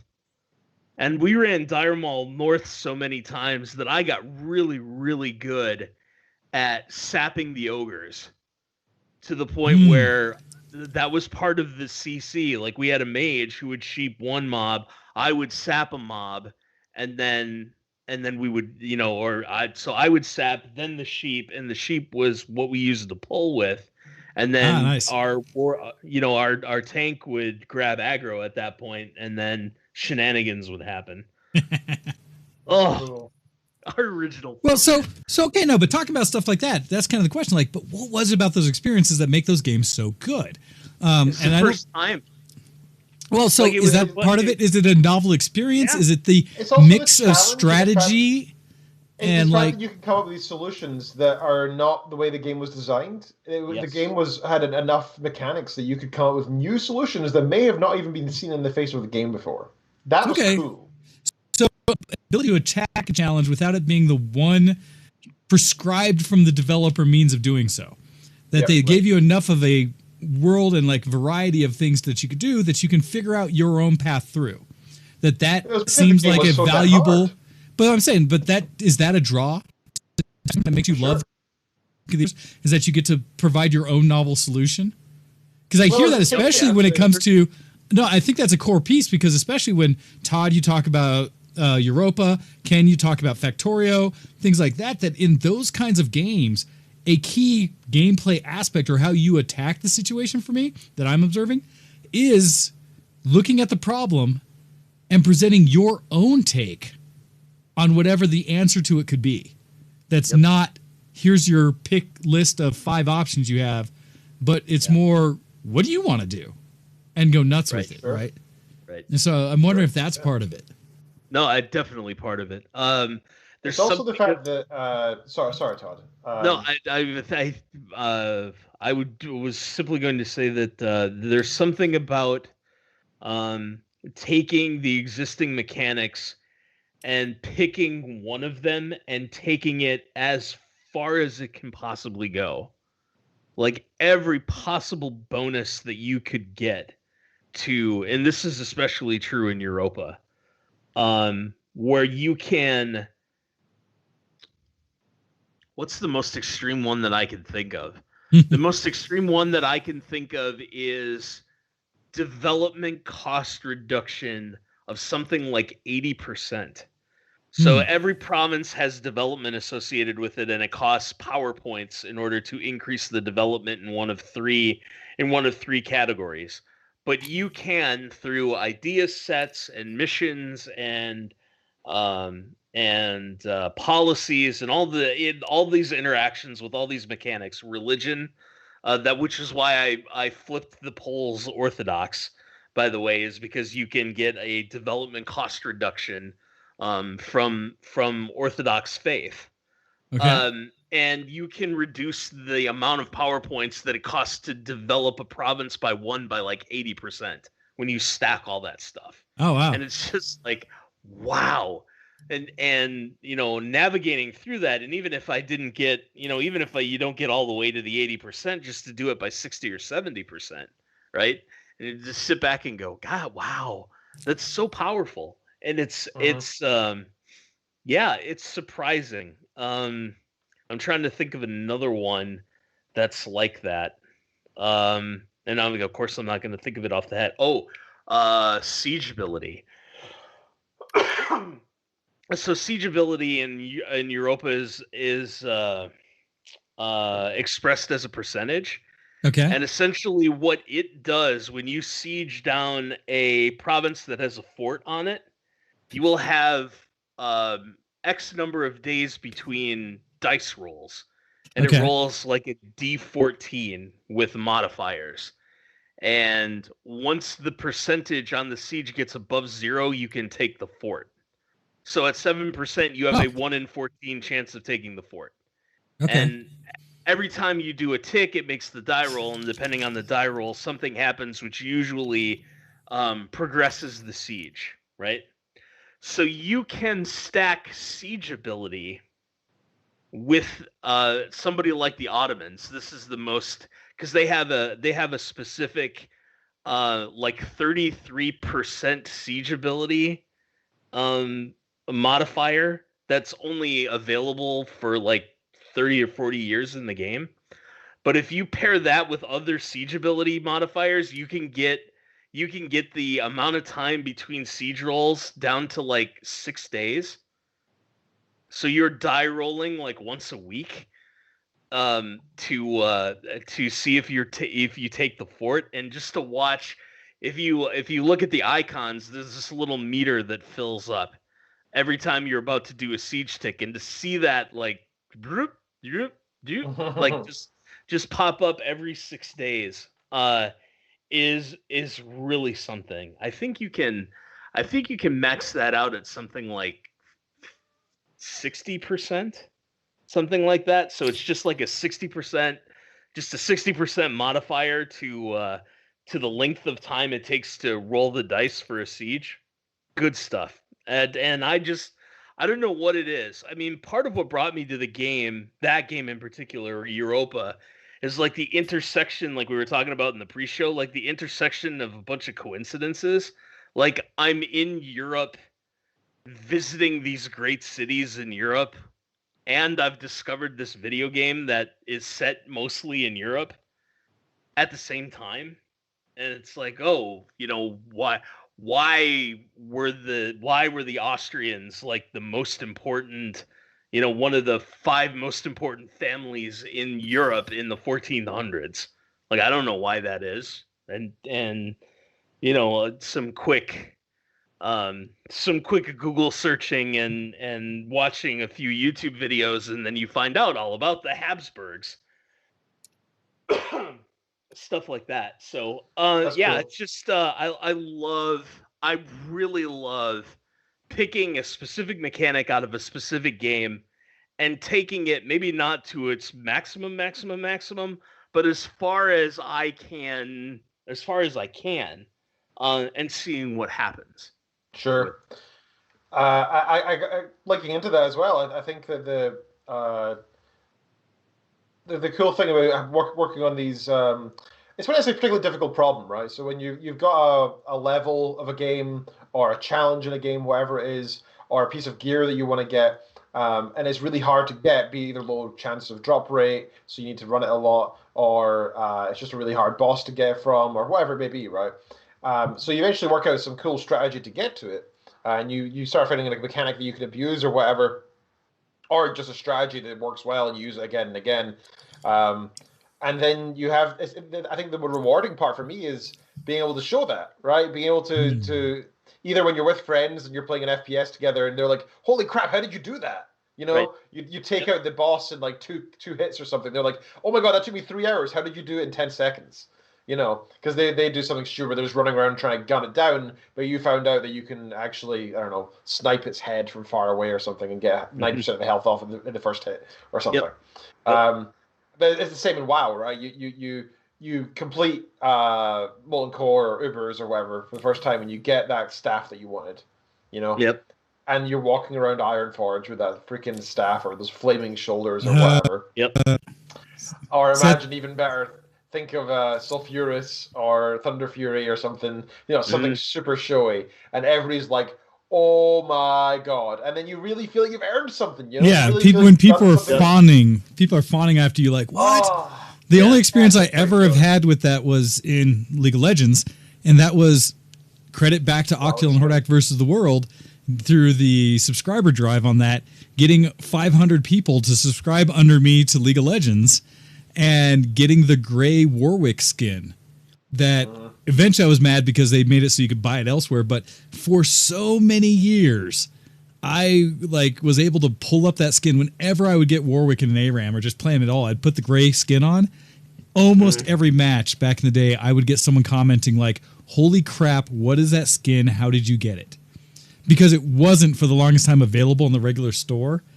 And so it just gave me the sense of like, yeah. Now, what did I do? I had a platform, Octil and Hordak vs. the World, and constantly told people to sign up under my code. But I mean, that's all I did. But even then, it was funny because that's the way to do it, sir. Well, it was funny because I was on a short list where I think there were 2 people above me in the overall subscriber scheme at that time. Now, TB eventually was number 1. Yeah, Total Biscuit won it. And so the funny part is I had like 500. I thought I was kind of hot stuff, right?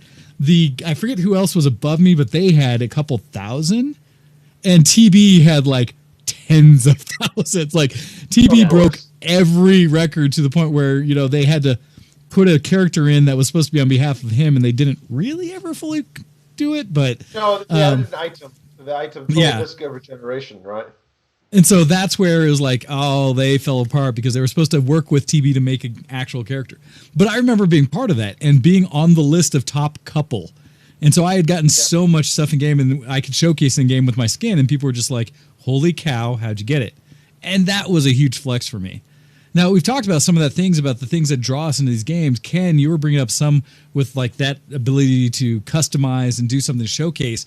Are there any specific games or something that had a mechanic that just drew you where you're like, damn, I will always have a love for this game or this mechanic, and I will always love games like this because of this thing about gaming?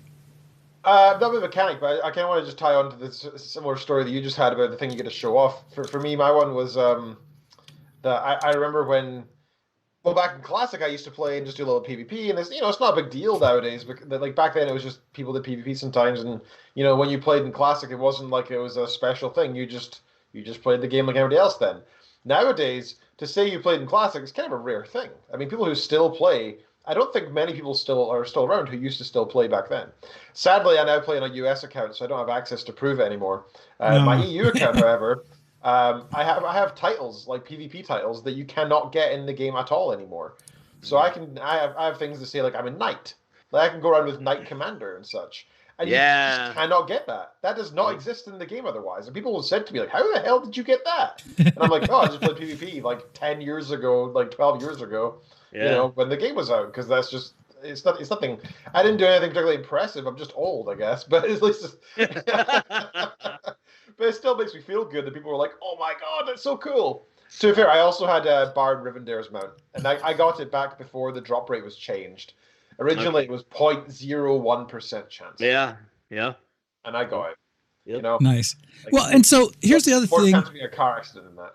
Here's the other thing about gaming, right? There's things about the gaming that we like mechanics and things that draw us in. But I guess another question I'd like to do is we're getting to the top of the hour here and the end of the show. What is it about gaming itself that is a draw that versus other activities out there, right? That it's just like gaming that draws so much interest from us and I'm sure our community. Because to start things off for me, I just love that I can have a bad day. I can have just a need to distress, to get away from the responsibilities of things. And for me, gaming provides such a neat outlet that is somehow different from watching the television show or exercise or other things, right? I don't know. It's a combination of a interactive, like skill-based and mental exercise that for me is mostly fun and enjoyable. There's some where it can be stressed because I'm trying to accomplish something that doesn't work. But I mean, I'm drawn to gaming because it's like I can literally sit at work almost every day for 10 hours now on a computer. And so like 30-inch high resolution monitors doing work stuff. And I come home and the first place I go is to sit at my computer here and load up a game or something. And it is just such an outlet for me. So what is it about gaming for you guys each that's just like why you see yourself coming back to it more and more? Not a specific game, but gaming itself. Sure. Do you mind if I take this first, Todd? Go. I'll be brief. Basically, in fact, it links into what you were saying a little bit there as well, Wayne, that it's not TV. And in my family at home and all my friends back at home when I was growing up, I was a weirdo because I liked video games. Like, some of my friends my age liked video games. They'd play it like once a week or whatever. But it wasn't like it was just a thing that they did occasionally, kind of like somebody who casually watches football, but compared to the avid sports fan.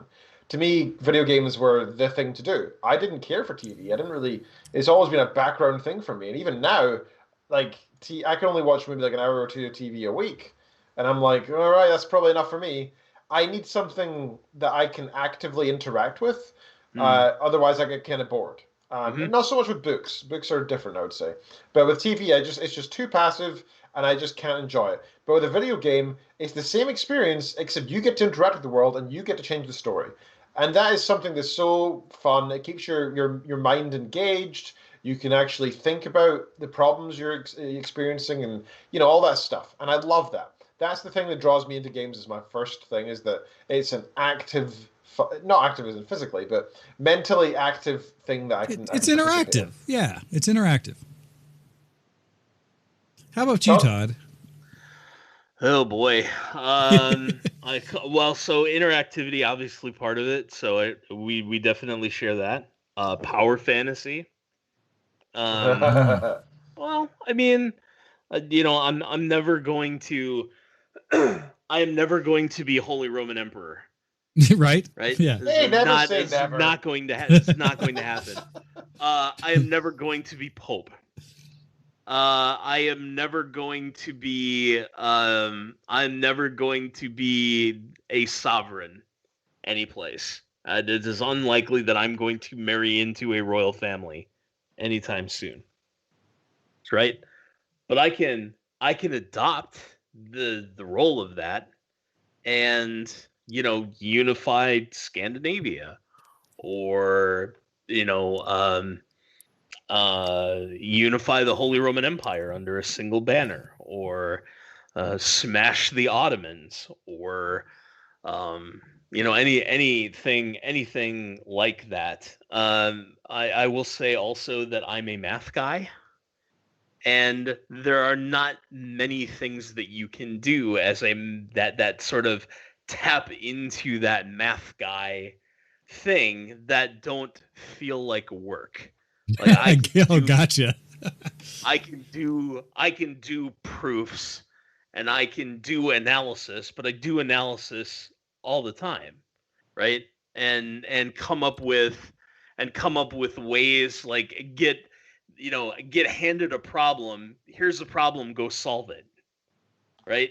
And then that's fine. That like scratches the math guy part of me, but I also would like to do things that scratch the math guy part of me that are not related to me keeping my house.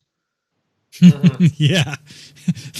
That the outcome is not such an impact on whether you succeed or fail in life. Yeah.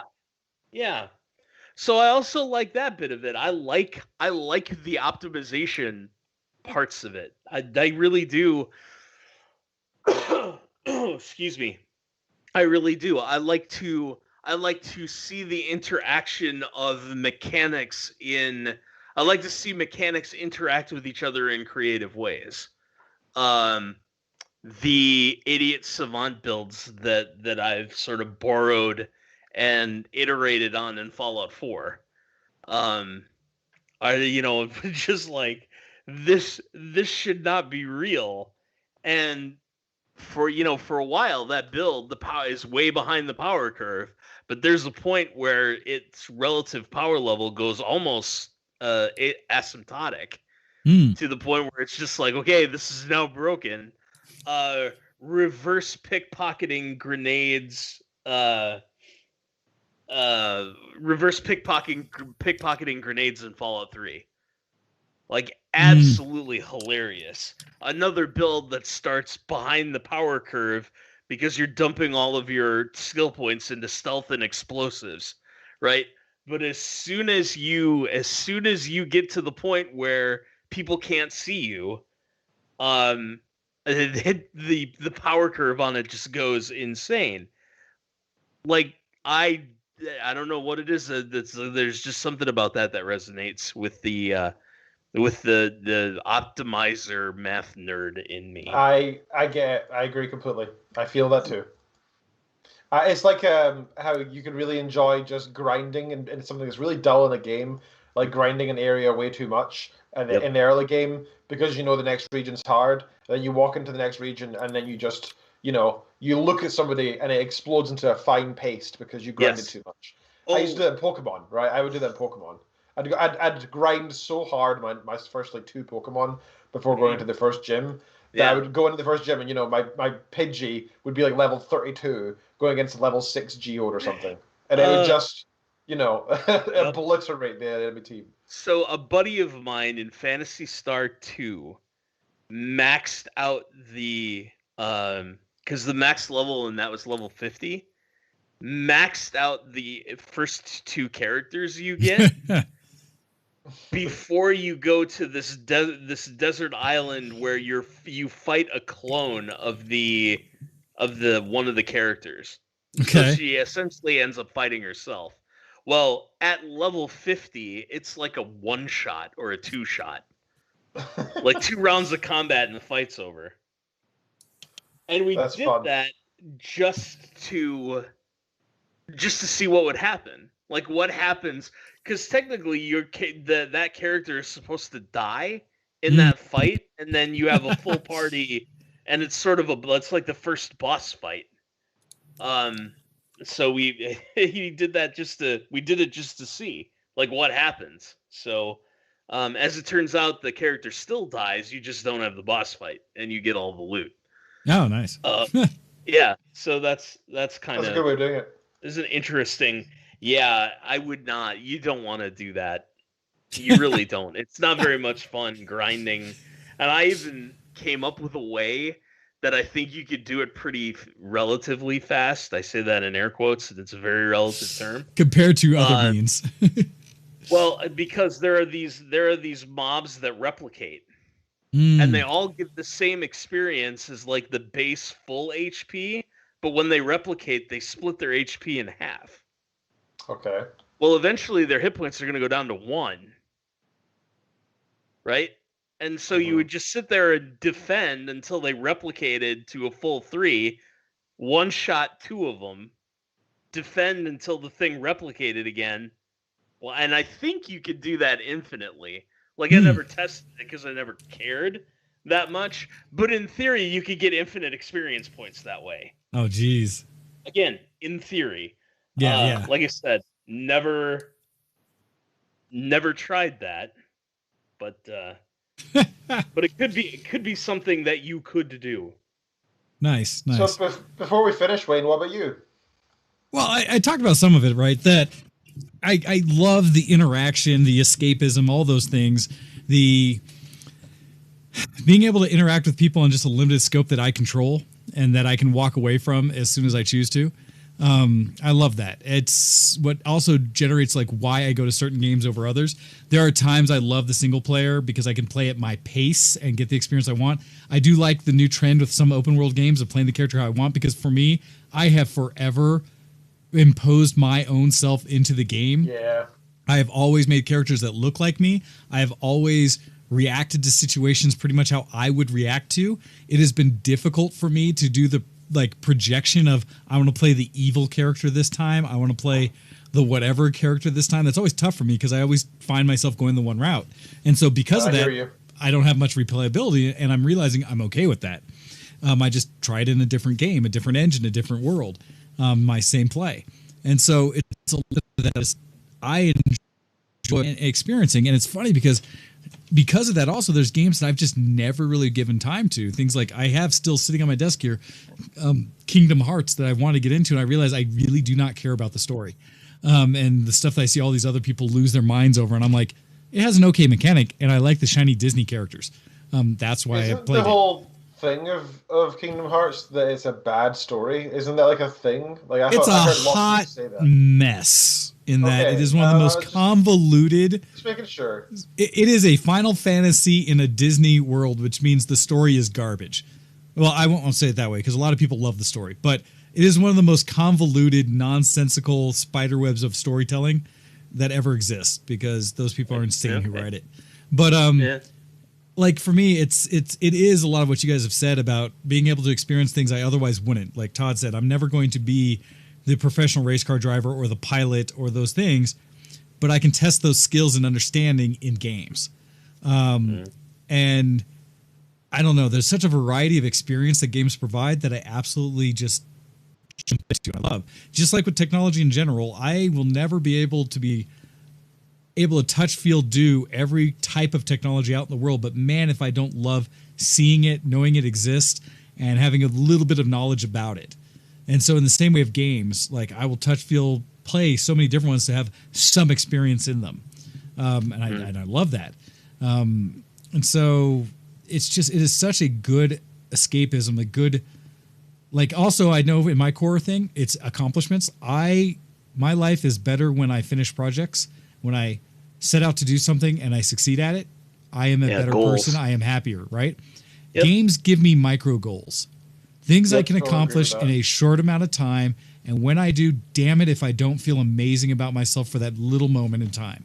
Yep, that I 100%. Did the thing.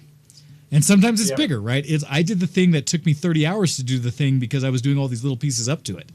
And gaming gives me that in a way that life doesn't often, because I may be able to get some of that in life, but man, if life doesn't ever really have the complete button, right? That checkbox that said, I absolutely did it.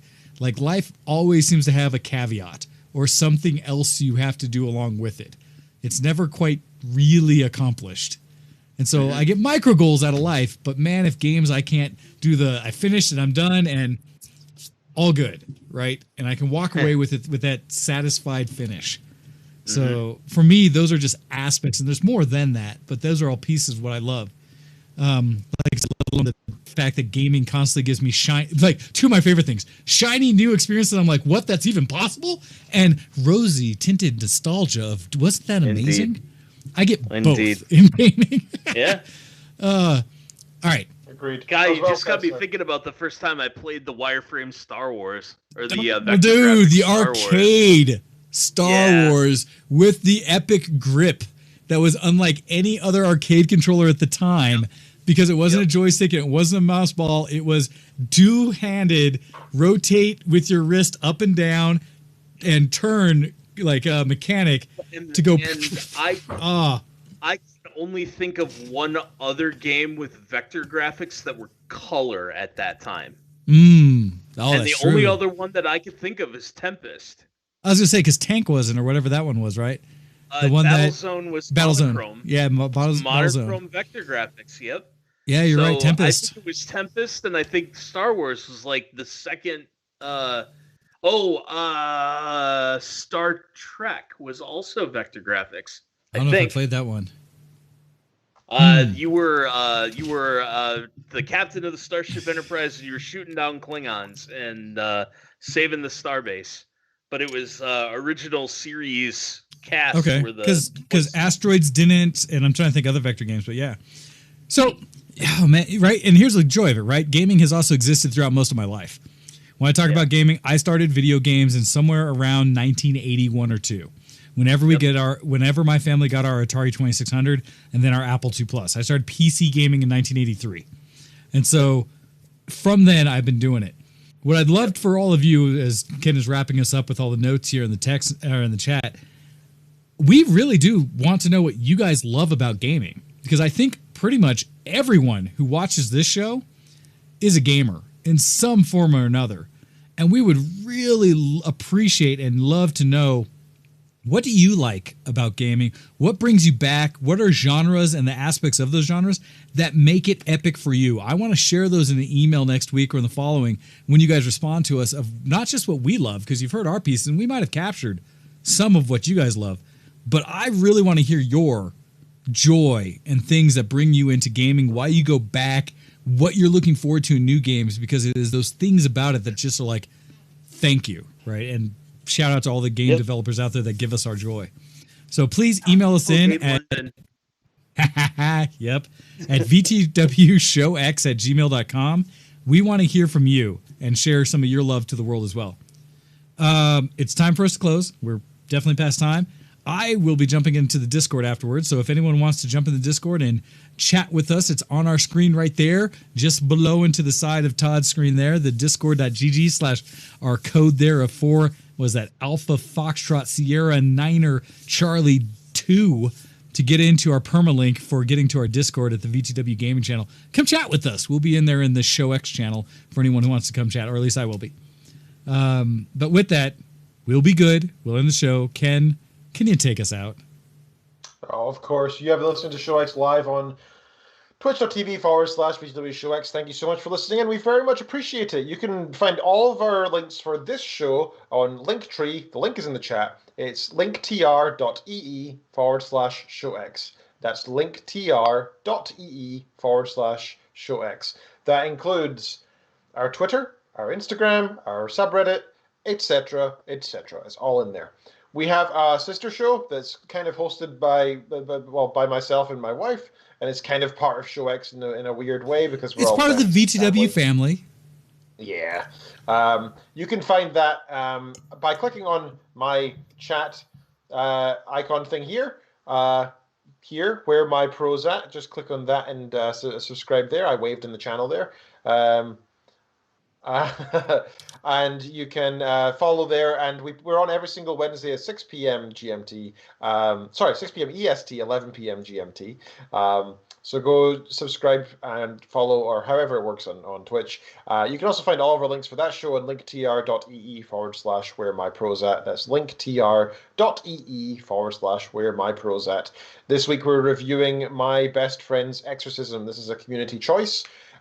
We tried to mix it up so that one week I choose the book, the next week Kane Features chooses the book, and then the third week the community chooses the book. So we're doing a community choice, and I need to actually choose mine for the week after. I haven't done that yet. So come join us this Wednesday. Please do subscribe to it and everything. We do appreciate any support and you guys listening in. Every listener counts after all. Thank you so much for your support today as well. We appreciate having you guys here. We love hanging out with you, and I also love hanging out with you guys as well. That's why I can so easily chat with you for 2 hours. Almost non-stop, no issue. I could easily do this for another 2 as well, but we all have real lives that we need to get back to, sadly. So I hope everybody has a lovely Valentine's Day. Thank you, all the listeners. Thank you for being here, Todd and Wayne. We very much appreciate it. All right, with that, everybody, we're out of here. Have a lovely week, and we want to wish you a very big salute to everyone out there for watching. We appreciate you, and we are out of here. Catch you again next week. Bye, everybody. Goodbye. Bye-bye. See you next zombie.